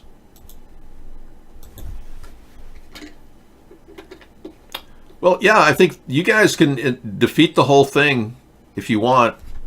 Feel free. The Senate may just decide to just toss it all out, and Trump goes on to the 2020 election, if indeed he wants to go on. Yeah, it depends on really what he wants to do. Donald Trump can decide, but the overwhelming evidence in these two areas once they arrive, this will be June for this. This should be probably by the end of December, maybe January. This could take him out. Donald Trump is hiding the tapes or the transcript of the Putin meeting, the first one, and he never taped any other ones because he doesn't want anyone to know what he talks to Putin about. That's a fact. You can tell by the missing evidence here. And the IRS tax returns being missing. You can tell he's hiding something there too. So whatever those things are will definitely push him toward resignation. I have no doubt about it in my mind. He wouldn't be fighting so hard to keep this from the American people. And how can you people defend him when he's trying so hard to hide? How can you stand there and defend Trump, claiming this is all a hoax? That's not a defense against accusations from 12 witnesses that he did quid pro quo. That's not a defense at all. In fact, we know for a fact that he said, no nothing, no quid pro quo, just a favor. And then when Giuliani came back to the White House, he says, what did you get? Like, what kind of info did you get in exchange? That's definitely misusing the power of the presidency. And I agree with the Democrats on that, especially regarding Ukraine. All right. But Donald can come back with his retorts, which are predictable. Same thing we've heard for the past 3 years. He's had nothing but free press. No, Russia did not help me get elected. You know who got me elected? You know who got me elected? I got me elected. Russia didn't help me at all. Russia, if anything, I think helped the other side. What you ought to ask is this. Do you think the media helped Hillary Clinton get elected? She didn't make it. But you take a look at collusion between Hillary Clinton and the media. You take a look at collusion between Hillary Clinton and Russia. She had more to do in the campaign with Russia than I did. I had nothing to do. And by the way, that's one other thing. If you look, this was all about Russia, Russia, Russia. They don't talk about Russia anymore because it turned out to be a hoax. It was all a hoax. And then they say, gee, he fought back. Isn't that terrible? He fought back. Of course I fight back because it was a false accusation, a totally false accusation. Anytime a person repeats themselves over and over again, it's to tell themselves the same thing. It's a classic sign of a liar. Yeah. So, the fact that you've got a guy mouthing off, casting aspersions on every witness that came up to trial, and every single person during the discovery stage said it was quid pro quo. Every person he says was a bad person. Every diplomat was a bad person. How can all those people be bad and he's right? I don't get that. How can 12 people who've experienced a similar response and heard a similar phone call, because he didn't tape the call with Zelensky? If Trump had tapes of the call with Zelensky, we wouldn't be having this conversation. It would vindicate him because we'd know the truth, but instead we're getting his redacted version of the truth. So yeah, impeachment was imminent. I told you this all along. Yeah, you can't sexually harass people in the room claiming you want to make them transgender. That's sexual harassment. Yeah, by telling people they all should become transgender is sexual harassment. If you want us to respect your transgender mindset, I'm saying you don't have the right to say everyone should be. You don't have that right. That's sexual harassment. Is your opinion that everyone should be raped too? I mean, your opinion is breaching other people's rights.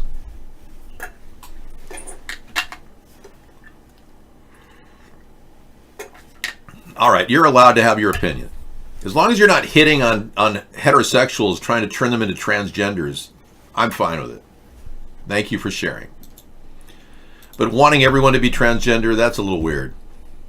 But you're not hitting on all of them, just the attractive ones, right? The GOP is muddying the waters and insulting the intelligence of people by assuming that they don't know how this works. I know. I get these GOP retardicans coming in here telling me that, oh, it's a trial now and you guys are going to lose. Well, they may not even get the articles of impeachment. Nancy Pelosi won't even give them the articles of impeachment. And I think she should add a few more. Like I said, she needs to cover this. This is really important. At least one more on cheating in the election. We know Trump cheated willfully in the election. He knew in advance that Russia was helping him. Even though he just denied it, we have tweets that acknowledge that he knew. Anyway, I don't want to get beyond that. We just got this in. Yeah, I know. I was excited to hear that. What is it? Pelosi's brother-in-law's company received $737 million from Obama's Energy Department as a loan guarantee.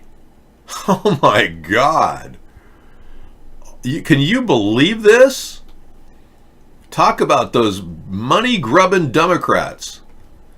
To envision the size of a pot of gold, the Democrats envision for themselves the other end of the Green New Deal rainbow. We only have to look back at the Obama administration, $3 trillion in stimulus money, the Green Movement, and how it seemingly enriched Democrats, their donors, and Nancy Pelosi in particular. Her brother-in-law, his company. A whopping $737 million in loan guarantees went to Crescent Dunes Project in Tonopah, Nevada, to finance a 110 megawatt desert solar power plant. I wonder where they got the money for that thing. Didn't it burn up a while back? Despite the warnings, Secretary Chu said the projects would create 900 construction jobs, and get ready for this, trumpets please, 52 permanent jobs. Whoopee!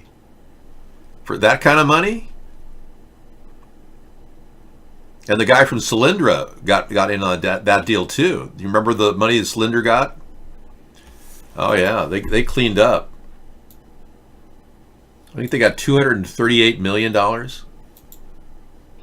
$728 million. Sorry. Maybe that's the number they were talking about. Oh, it's disgusting. But the Republicans pad their pockets too. We know that.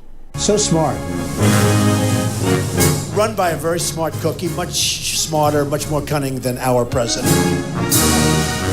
More importantly, there were Trump's actions. Why would he hire a Ukraine lobbyist as his campaign chairman? The core question about Paul Manafort is whether he was working for Donald Trump and the American people, or whether he was really working for Vladimir Putin. Paul Manafort had worked in American politics years ago, but for more than a decade, he had advised a Putin ally, then Ukrainian President Viktor Yanukovych. Are there any... Wow. There you have it. Manafort, chairman for Trump, working for Yanukovych, the Ukrainian thing, the waters are muddied. I know. The muddied waters, that's why we're dealing with this problem. It's all over the place. They're deep into it. Okay, we got PC Magazine to look at. This is cool.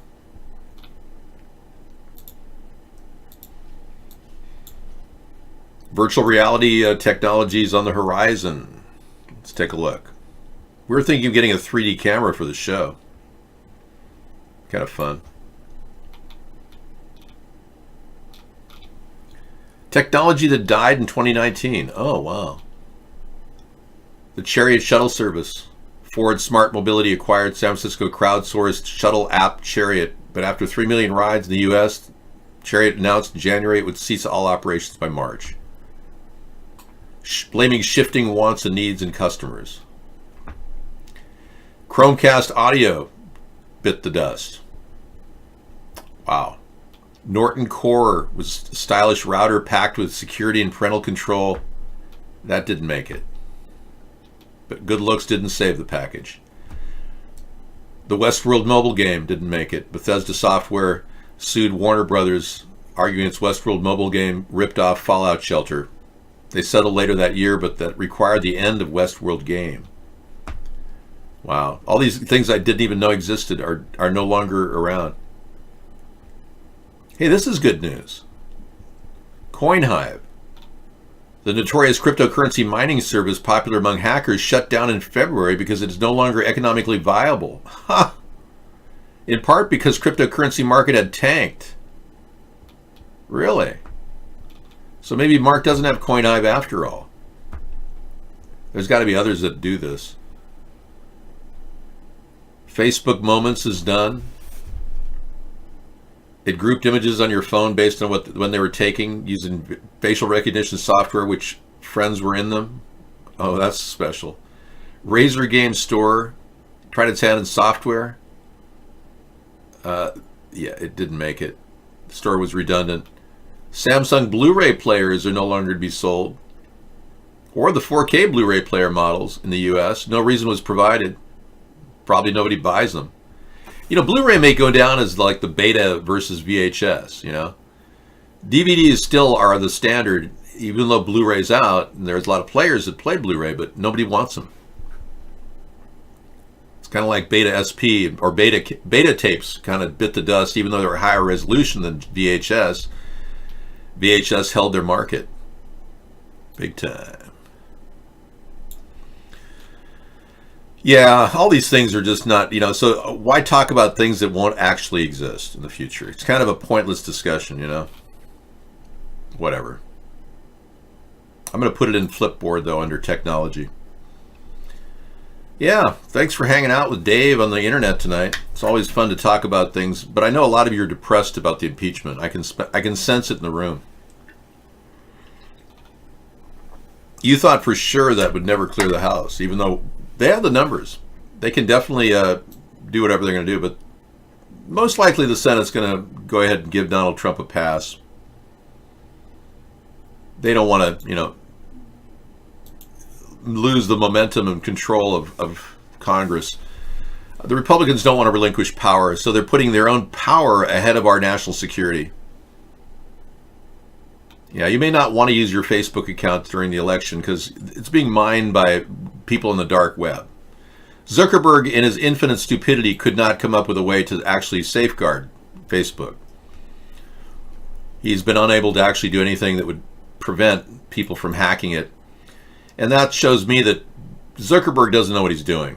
He never should have been given the reins to this important network. Very sad. He was allowed to buy it from two guys that created it.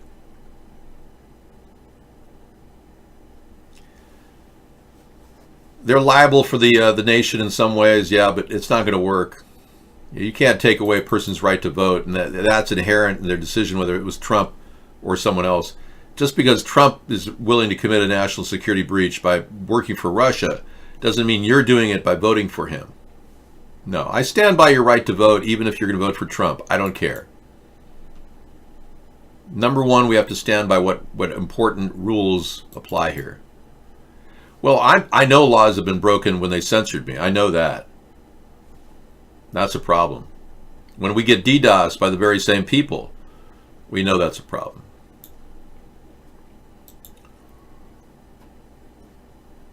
But I'm not here to, you know,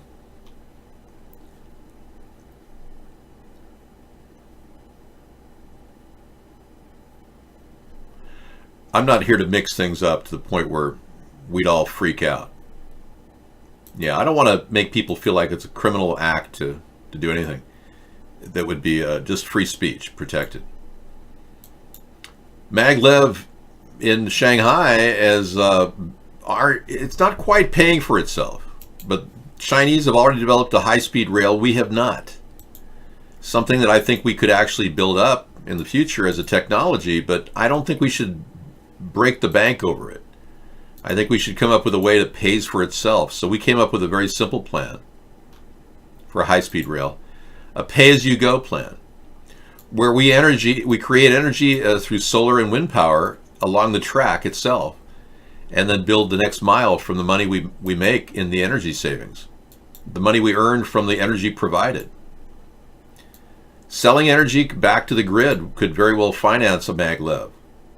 Welcome to the maglev wind farm, our Cool Rock proposal.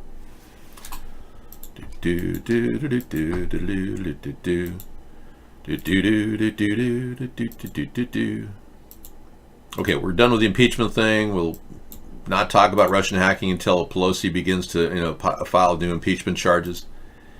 Apparently, they don't have their act together. I think the Democrats are a little bit asleep at the switch.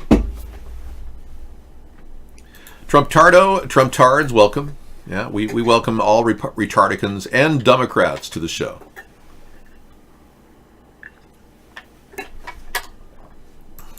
Many people wonder how this whole thing works. What's behind it? What's behind the scrim? Is there Wizard of Oz back there? It's 6 in the morning. Melbourne's expected to have 44 degrees, or that's what it said last night. I'll check it later. Beautiful blue skies everywhere. You know, not a cloud in the sky. Let's just go over here. Nothing. The sun's over. Just starting to rise over there. I take it he's having a birthday. Oh, but fuck me, what's that? What's that? It's a chemtrail. It's a chemtrail birthday present. Chemtrails over waters are toxic. Yeah, that'll be great. PK's got his birthday coming up. Happy birthday for PK. Yes. What are you going to remember Trump's administration by? I said corruption, but some of you say a really good stock market.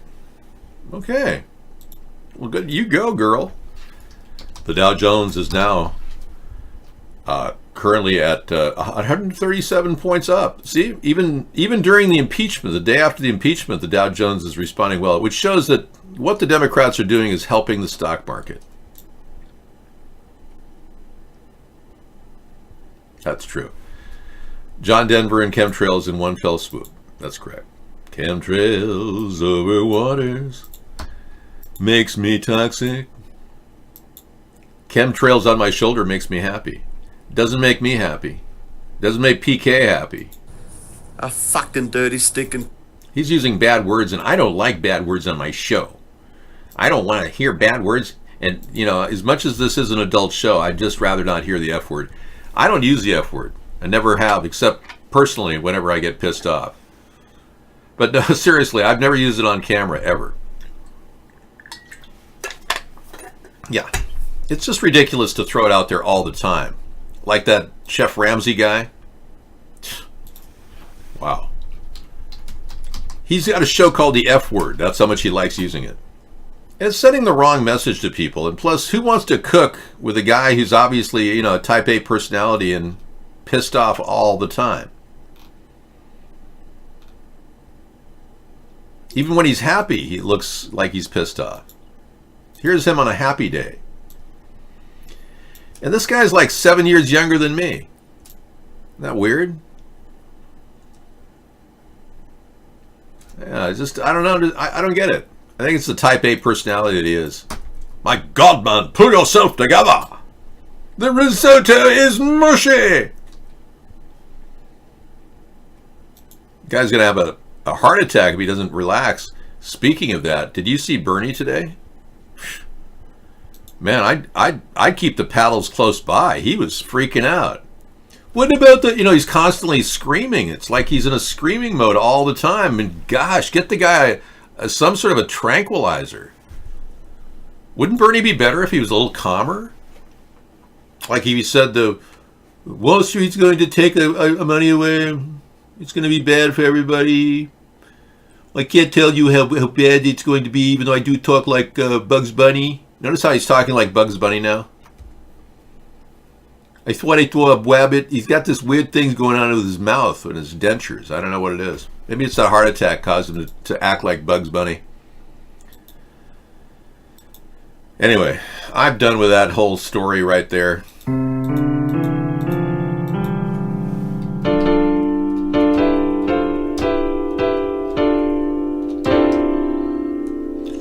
I make music during the show on my Cool Rock channel, which I have set up here so I can play music and watch the show at the same time. This is my Cool Rock Hangout.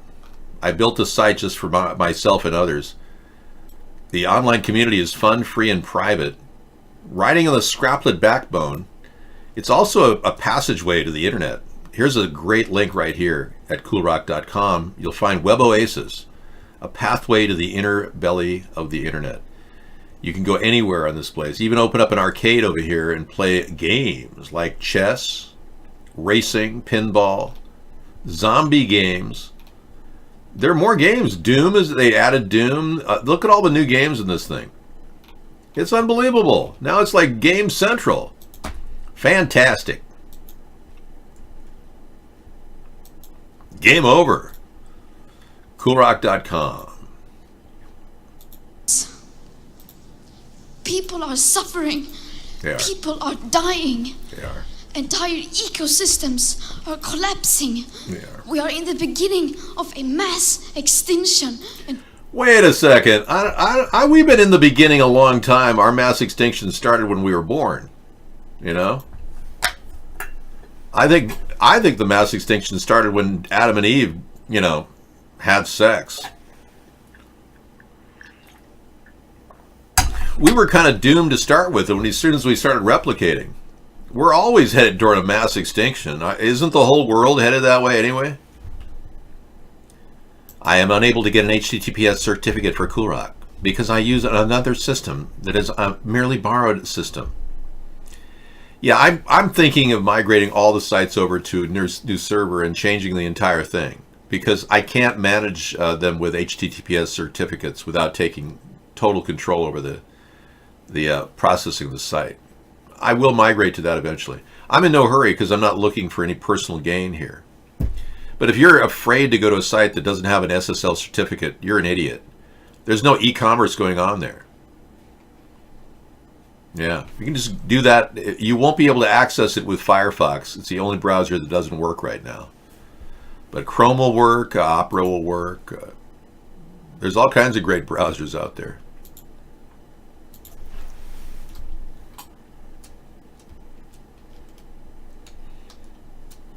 Yeah, we even have a browser we put out there which was recommended to us at CoolRock. It's called Dissenter. Dissenter looks pretty good. I've tried Epic. Epic doesn't work very well at all, but Dissenter looks pretty good. It's a free speech browser where it completely hides your location from the prying eyes of cookie users. Firefox claims they're trying to keep your IP hidden, but it's making it so you can't access any HTTP sites at Firefox. This will protect your IP better than Firefox, Dissenter. You can comment on any URL as well. It's got a URL saving, kind of like our Flipboard. You can customize your browser experience, like Vivaldi. You block big tech ads and trackers. Vivaldi is another one that's pretty interesting. I find that the most versatile of all the browsers. I don't use it a lot, but it's pretty cool. Your browser matters. Take control with Vivaldi. One of the originators of Opera before they were bought out by the Chinese had developed this, and it's pretty amazing. It's got flexibility all over the place. You can browse faster with their built-in features. You can do VPN proxies and privacy. Ad blockers or not, your choice matters. So that's another one I would consider, Vivaldi as well as Dissenter. See, we're doing tech stuff. It's not like we're ignoring technology. We even talk about cars, like Mercedes. This just came out this week that the self-driving Mercedes will be programmed to sacrifice passengers to save the driver. So it won't swerve for homeless people walking across the street. So if your car has this momentary like boom boom, you may want to stop and check to see if you did a hit and run. And don't run, because otherwise that's a felony. You can break SSL using SSL strip. Okay. Firefox is a liberal CIA browser. Thanks, Final Dream. SSL is kind of a disaster in my opinion. It's just another wave of censorship. And since we don't do any e-commerce on our site, why would we need to worry about an SSL certification? I mean, come on. Now, Mercedes gets around the moral issues of self-driving cars by deciding that, of course, drivers are more important than anyone else. Okay, whatever. I guess it just comes down to who's going to sue who over the Mercedes automated driver system. There was a really good winner last year of the autonomous driving award, and that was, believe it or not, the Cadillac Escalade autonomous. Yeah. The 2020 Escalade had the ability to know whether you're looking at the highway or not. It's the only one that actually had at the time retinal scan ability, so it looked at your retina to determine if you were actually watching the road. And the 2020 Escalade actually has the best performance in that regard. It knows when to kick into gear and watch the road for you. If you're like going, oh, no. Hey, could you mix me another drink? Oh, no alcohol, dude, just juice. Yeah, for sure. Being a tech giant and making billions of dollars really has made me kind of lazy. Oh, my car's driving now. You know, that won't be me, of course. I won't sit in an autonomous car and let it drive into a wall. I wouldn't do it. I want hands-on the whole time. No, don't mention anything about hacks of any sort. Yeah, that's not a good thing to talk about hacking into autonomous driving vehicles. Not a good idea to have a computer that can be fooled either. So they should be making preventative measures to stop hacks like that. Wow. Yeah, I've not heard about that Tesla hack. Nor do I want to. You drive a Yugo? I think the top quality car, I remember meeting a woman in college, actually. A really nice kisser. We had a great kissing session. I'll never forget her. But, yeah, sorry. Remembering the best kissing session. It wasn't the best. I've had better. But it was a great kissing session. Anyway, she went and bought... She went on...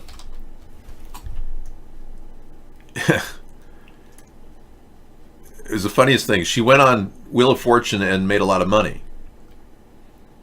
$15,000. And she came up to me and she told me, she's bragging to me that she bought this new car. And she had this new car out in front of where I was located at the time. And she said, there it is. And she put the whole amount into that K car. It's like, you bought a K car?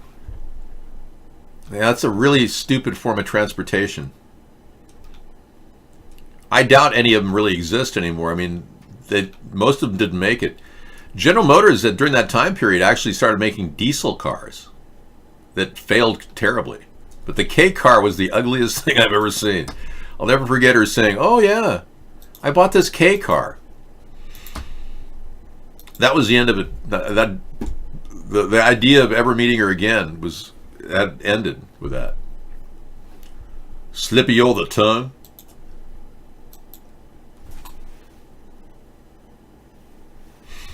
Yeah, I just can't imagine anyone buying a K car. That was it. I was like, you have no judgment.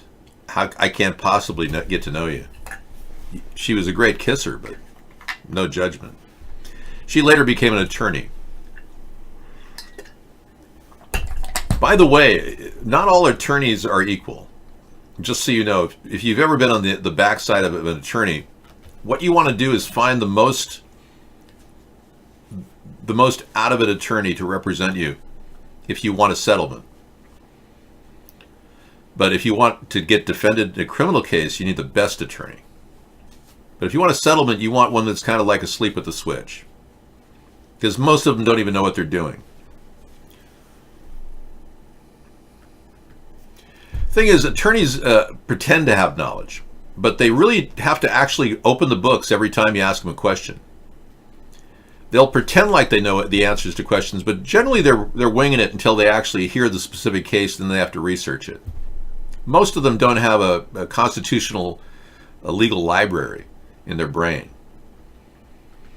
So be careful, because in a few years we are going to have an online interactive AI legal system. An AI legal aid is already being used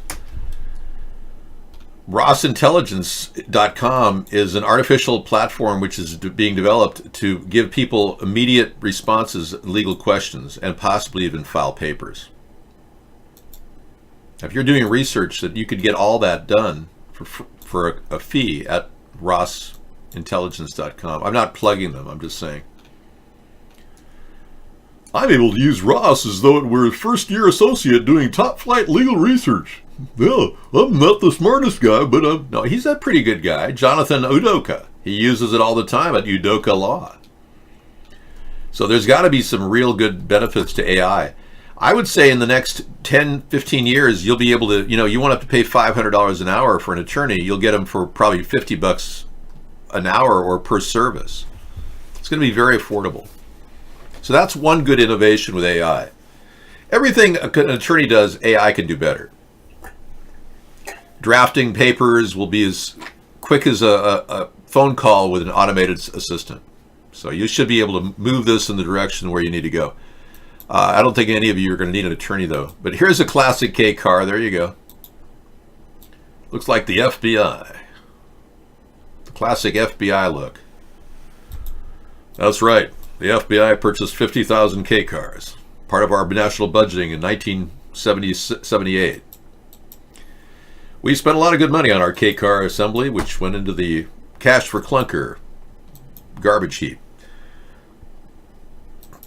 Now the FDA is offering reduced nicotine cigarettes after they banned vaporizers. You see where they're going with this? They want you to buy the reduced nicotine cigarettes, more of them, so they can make even more taxes, while you can't get the very efficient vaporizers as much now. It's ridiculous. They're just planning on making people more and more addicted and putting more and more chemicals through. The higher the nicotine, the less you have to smoke more. Ironically, smoking more cigarettes is not going to help you. But if you're addicted to carbon point legislation, this is what happens. All you can talk about is money and fairy tales of eternal economic growth.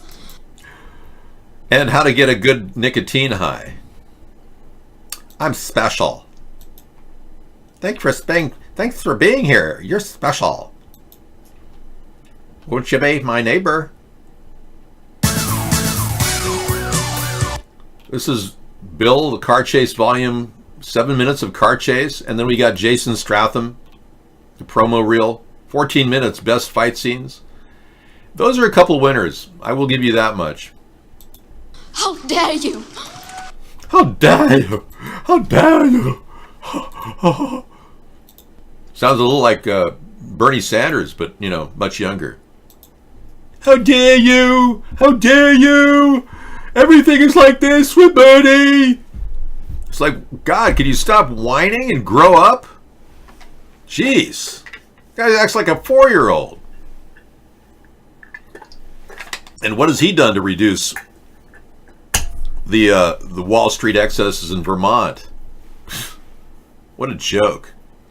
And did you like the where he was caught by that journalist who said, how come he ratified the war in Afghanistan after he just got finished saying he doesn't ratify war? And then he said, I was wrong. I was wrong. I was wrong.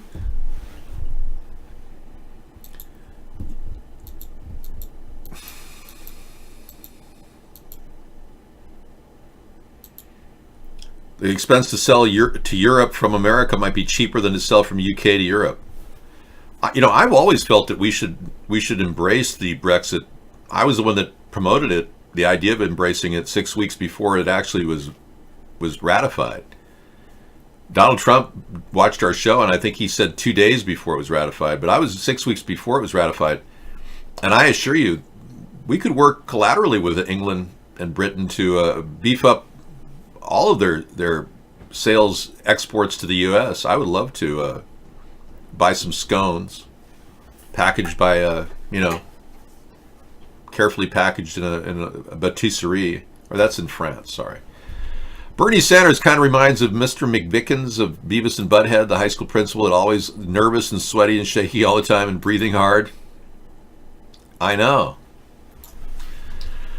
The old days of Beavis and Butthead. Now you're really reminiscing. The good old days of Beavis and Butthead. Yep, Mr. McVickers.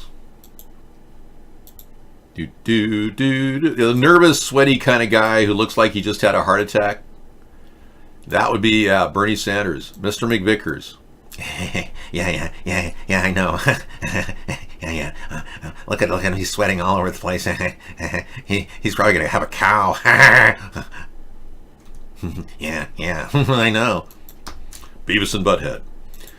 Hey, who is Carter Page? Well, he's the guy, the FBI lawyer who changed Carter Page's emails, could get up to 20 years in prison.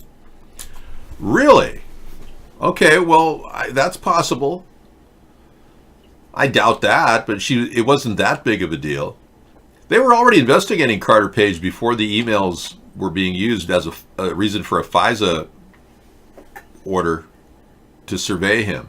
He was already being surveyed as part of a larger Russian investigation into people recruiting U.S. politicians.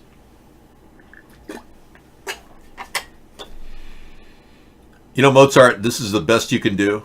You come in the show and you talk about the worst things, your butt, and some sort of a weird fetish you have. You expect to fly at a political show with that kind of chat? I mean, you just shat all over the room. Well, no, actually what happened was Carter Page was warned by the FBI that Russia was recruiting people, and he still went to the meeting. And Donald Trump was told not to hire Michael Flynn, and he still did. So everything points to Russia behind all of those events. Well, it's a big deal to the FBI. I understand 24 FISA documents have mistakes on them. So I don't know how big of a deal. 20 years in jail, it's not commensurate with a crime. I know of a guy who killed 2 people and seriously injured a third, who only got 4 years in this liberal state of Washington. Your favorite YouTuber? I'm your favorite YouTuber, guess 4471. Yeah, I'm the favorite guy. You just haven't supported me. Yeah, I'm your favorite YouTuber. You're missing the whole point of the show. But you just want to listen to some guy who made $14 million without a thought in his head? Now, does that seem fair to me? I do. DavidSponheim.com takes it. I told you that. I've got a complete donation button there. Check it out. And make up for lost time. Now here's a sample of your favorite YouTube guy. Hey, do you ever wonder, like, what is going on? I mean, like, do you ever, like, wake up or do something and you're just like, what the fuck is going on? You know, I really don't know if that's an act or it really is him.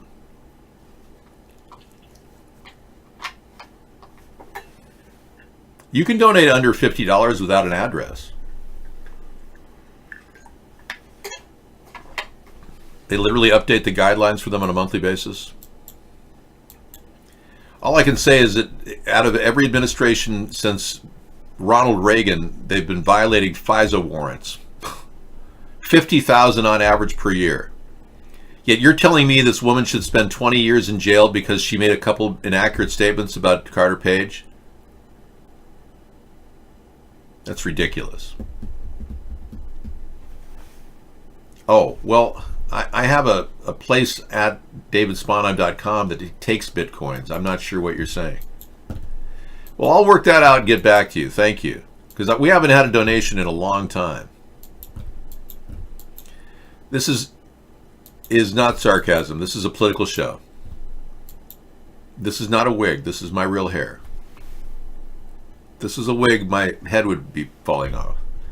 Yeah, I'll work on that. So you seem to like our show a lot, and I know you want to make a donation, but you feel frustrated by the site that takes bitcoins. Okay.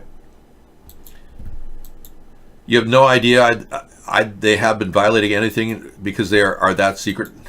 all I can tell you is there's been a study on every administration since Ronald Reagan on the number of FISA warrants, because this is when they were put into place back in Ronald Reagan's time period. Every year they violate over 50,000 cases or violations. They don't have proper warrants when they go in to do warrantless wiretapping.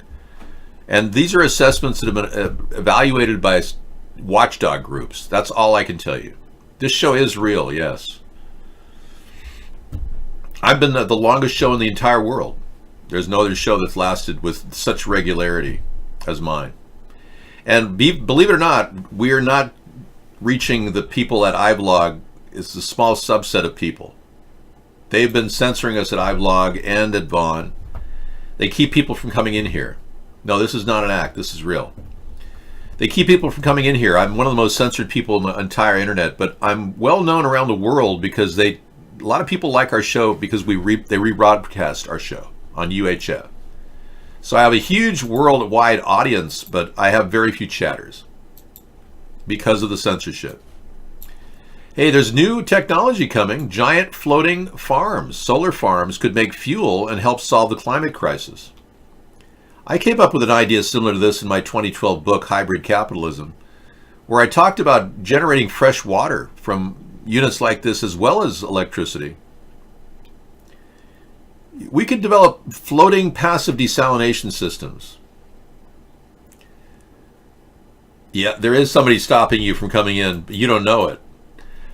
Certain IP addresses are allowed in, others are not. Yeah, you're one of the very few that get in. So of course you don't know that you're being censored.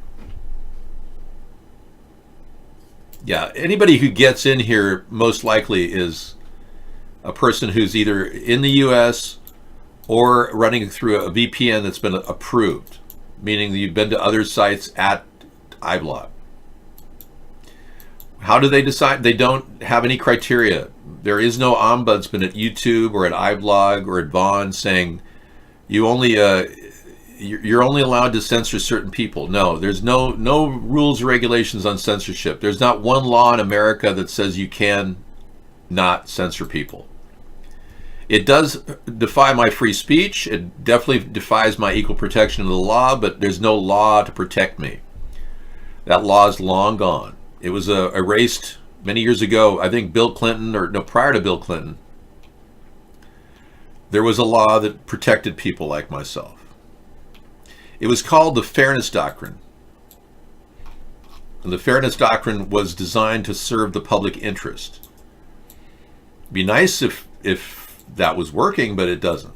It hasn't been used or applied to anyone for over 30 years. The Fairness Doctrine was constructed to stop censorship, and since it's been nullified, our government continues to censor anybody they want. No, censorship is not random. It's specific. They're trying to stop people who are anti-mainstream media, anti-talking point of the mainstream media. Anybody who questions the narrative of the mainstream media is censored. And there's a whole news site called 153news.net that offers you alternative media that you won't find on YouTube. I have a link to that, a pretty cool link.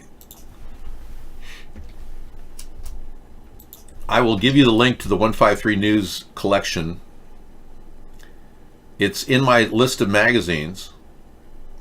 I've got a whole list of magazines. I keep tabs on all kinds of stuff. I've got over 3,000 links that are all edgy stuff, really good. You want to go to my main site and look up 153 News, you can do that. Here is the link to the main site, and here's the link to 153 News and all of the different shows that YouTube has censored. I'll give you the guys at Vaughn this link too. That's 153 News link. That is the stuff that Scissorfight's been giving me for months, or if not years now.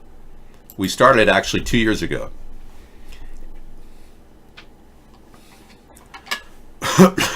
Excuse me. Yes, we could run blimps with windmills on top.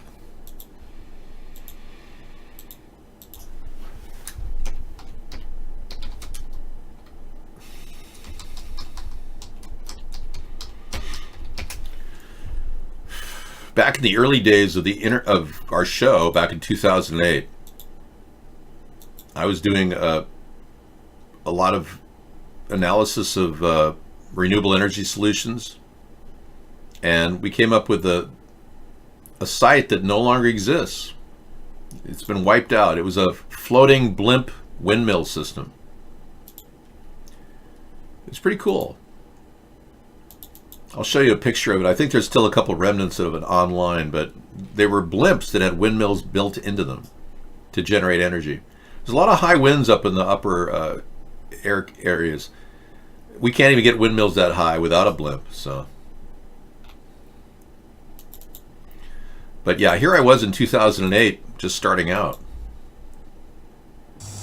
Hi, good morning. As you can see, I'm still wearing the shirt I wore last night and yesterday at Blog TV. It's exhilarating to do Blog TV. We've been having an incredible time. Yeah, so I started 11 years ago doing Blog TV virtually 10 hours a day live. And during that time period, we covered a site called Magine. And now it's kind of moved from Magine over to this site. Magine didn't work. They lost their company and their website. But a wind turbine inside a floating blimp can bring power anywhere. And there you go. This is it's the descendant of the Magines group. Isn't that cool? Yeah. So you put the blimp up in the air, and then you see this thing rotate. And voila, you got power. The next generation of wind power.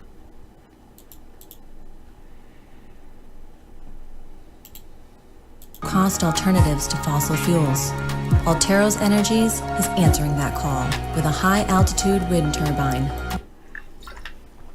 Isn't that cool? So it's very possible. Yeah, Trump Tardo, you know, every time you post these things, you act like your message is censored. I got the veneers in 2014 to do the Barack Obama impersonation video, Blackface 2.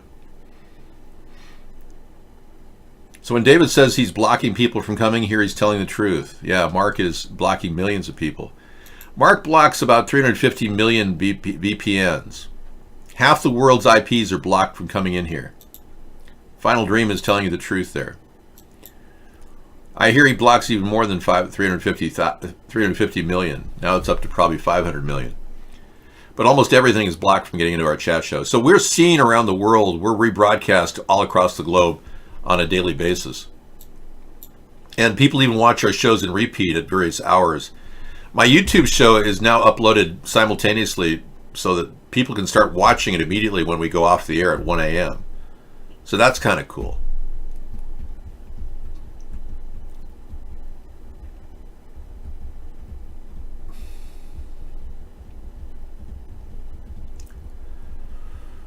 You have to log on to the internet at Lowe's department store just to get in, or a Walmart just to get into the show. Wow, Trump Tardo, that's terrible.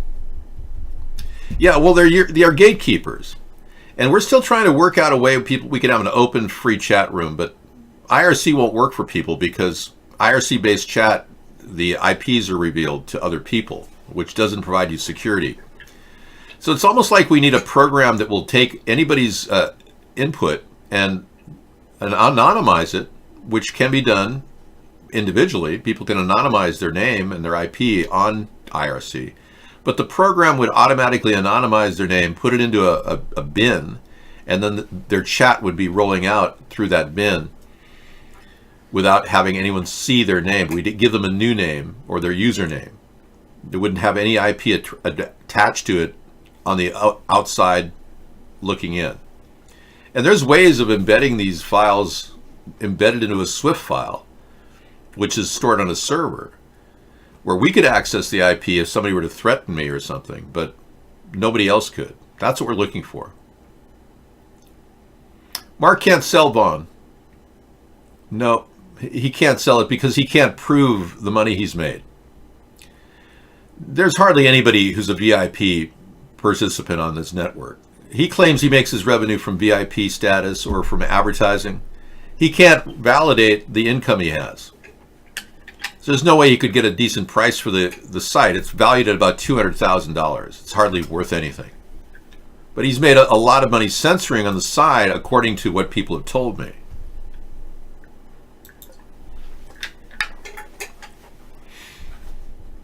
But whatever, that's between Mark and his attorney, or whoever defends him in a court case. So this is a really cool innovation that came up last week.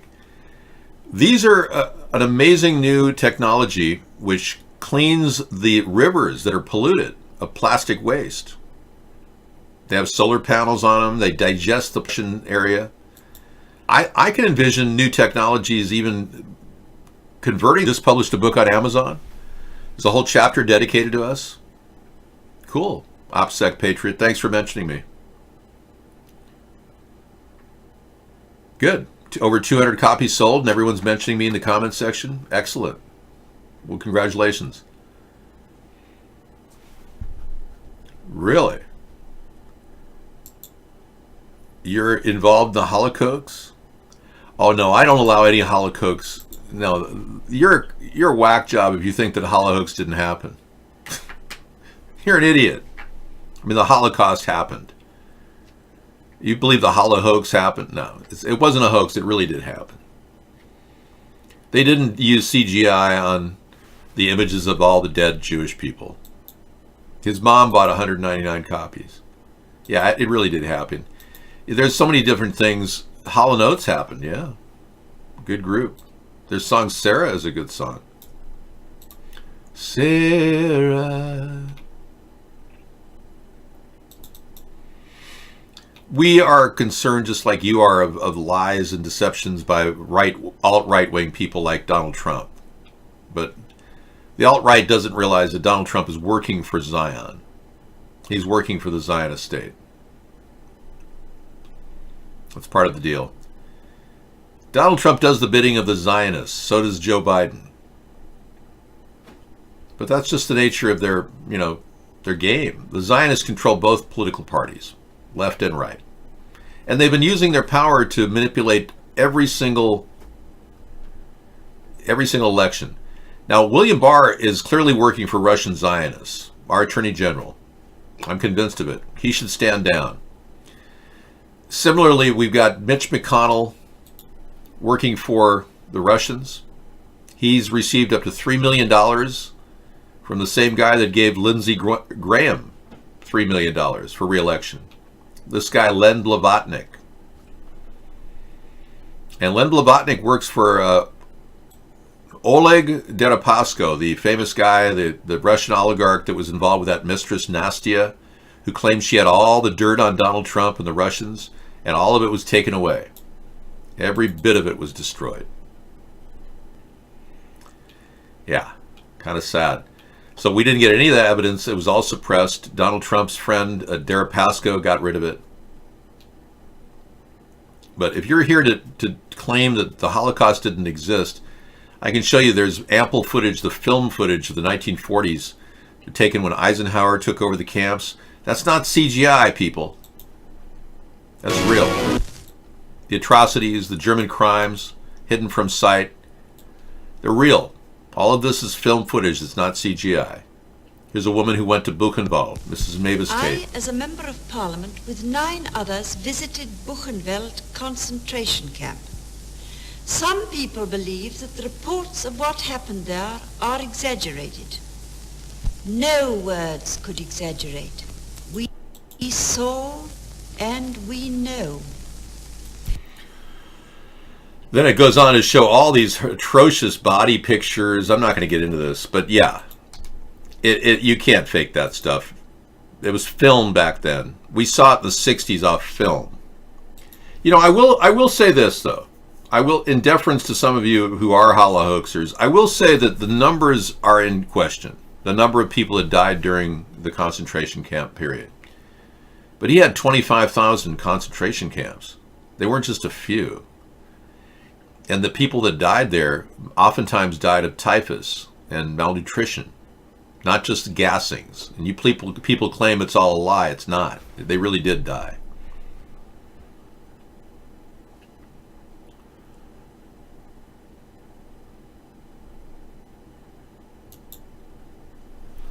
Barr didn't really benefit anybody. What he's done, Barr is helping the Russians maintain power over Trump. Barr wrote a 19-page letter to Rod Rosenstein telling him to back off of investigating Michael Flynn before Michael Flynn was found out to be working for Russia.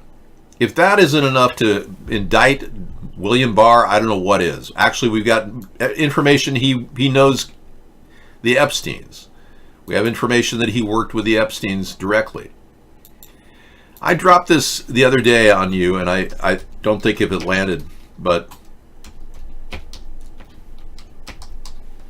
Jeffrey Epstein, who I believe is still alive, by the way, has a relative who changed his last name to Epstein, slightly different spelling. And Boris Epstein is a Russian-born American, a Republican political strategist who works for Donald Trump.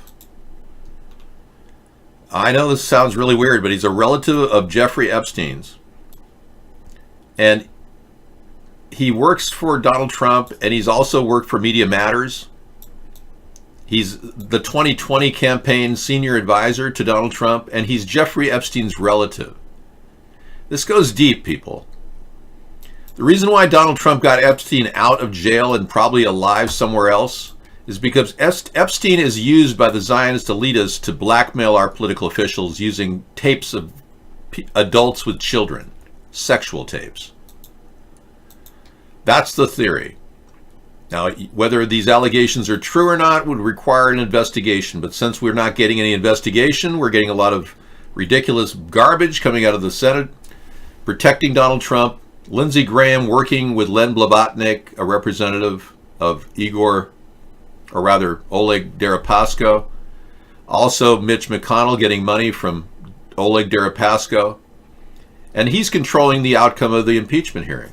So two people, Mitch McConnell and Lindsey Graham, working for Russia, are deciding the fate of this country as we examine what's going on with Donald Trump's administration and why he's behaving in such a strange and odd way.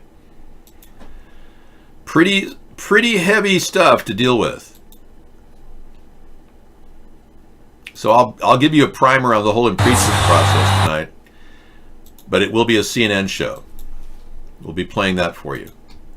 All right, thank you for coming in. We'll be back again tomorrow, Friday at 5. Freedom Friday starts on the dot. Yeah, there were gas chambers. Yeah, there were. In fact, they're still in existence. The rubber has deteriorated, so there's no rubber around the door handle, the gaskets. You don't need a gasket around a door in order to gas people. You people say there were no gaskets, so they didn't gas people. It's ridiculous. Barr also didn't even present the report to the Congressional Oversight Committee, which he was required to do. Yeah. He's required to take reports presented to him for wrongdoing and investigate them appropriately.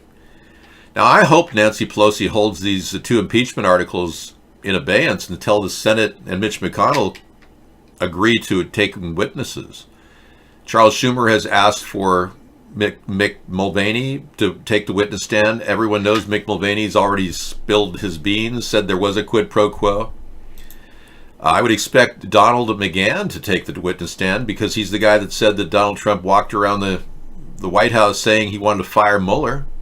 That's very significant, important information and germane to the story about misuse of power. When Donald Trump said Donald McGahn can't testify, that's misuse of power.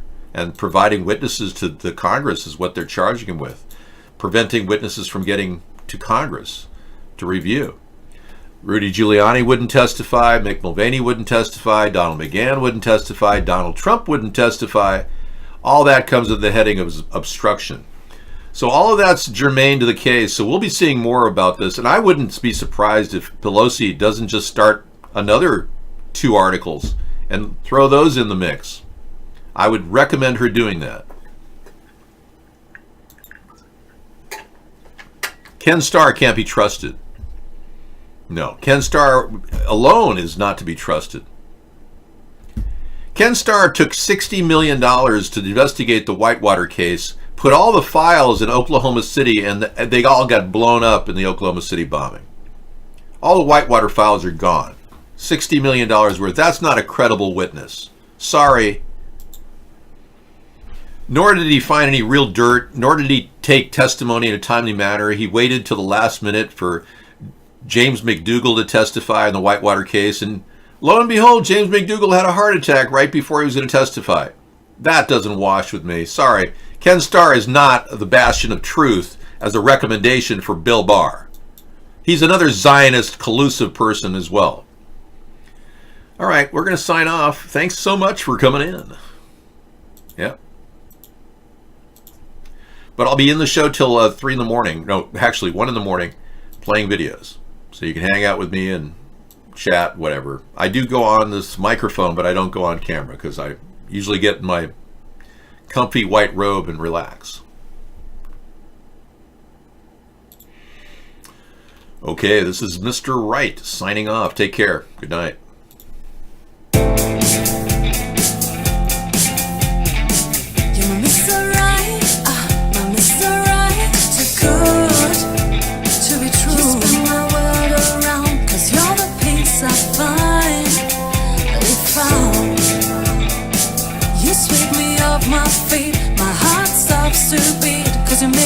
Cause you make me melt away. My Mr. Right, too good. Just spin my world around, cause you're the peace I find. If you sweep me off my feet, my heart stops to beat. Cause you make me melt away.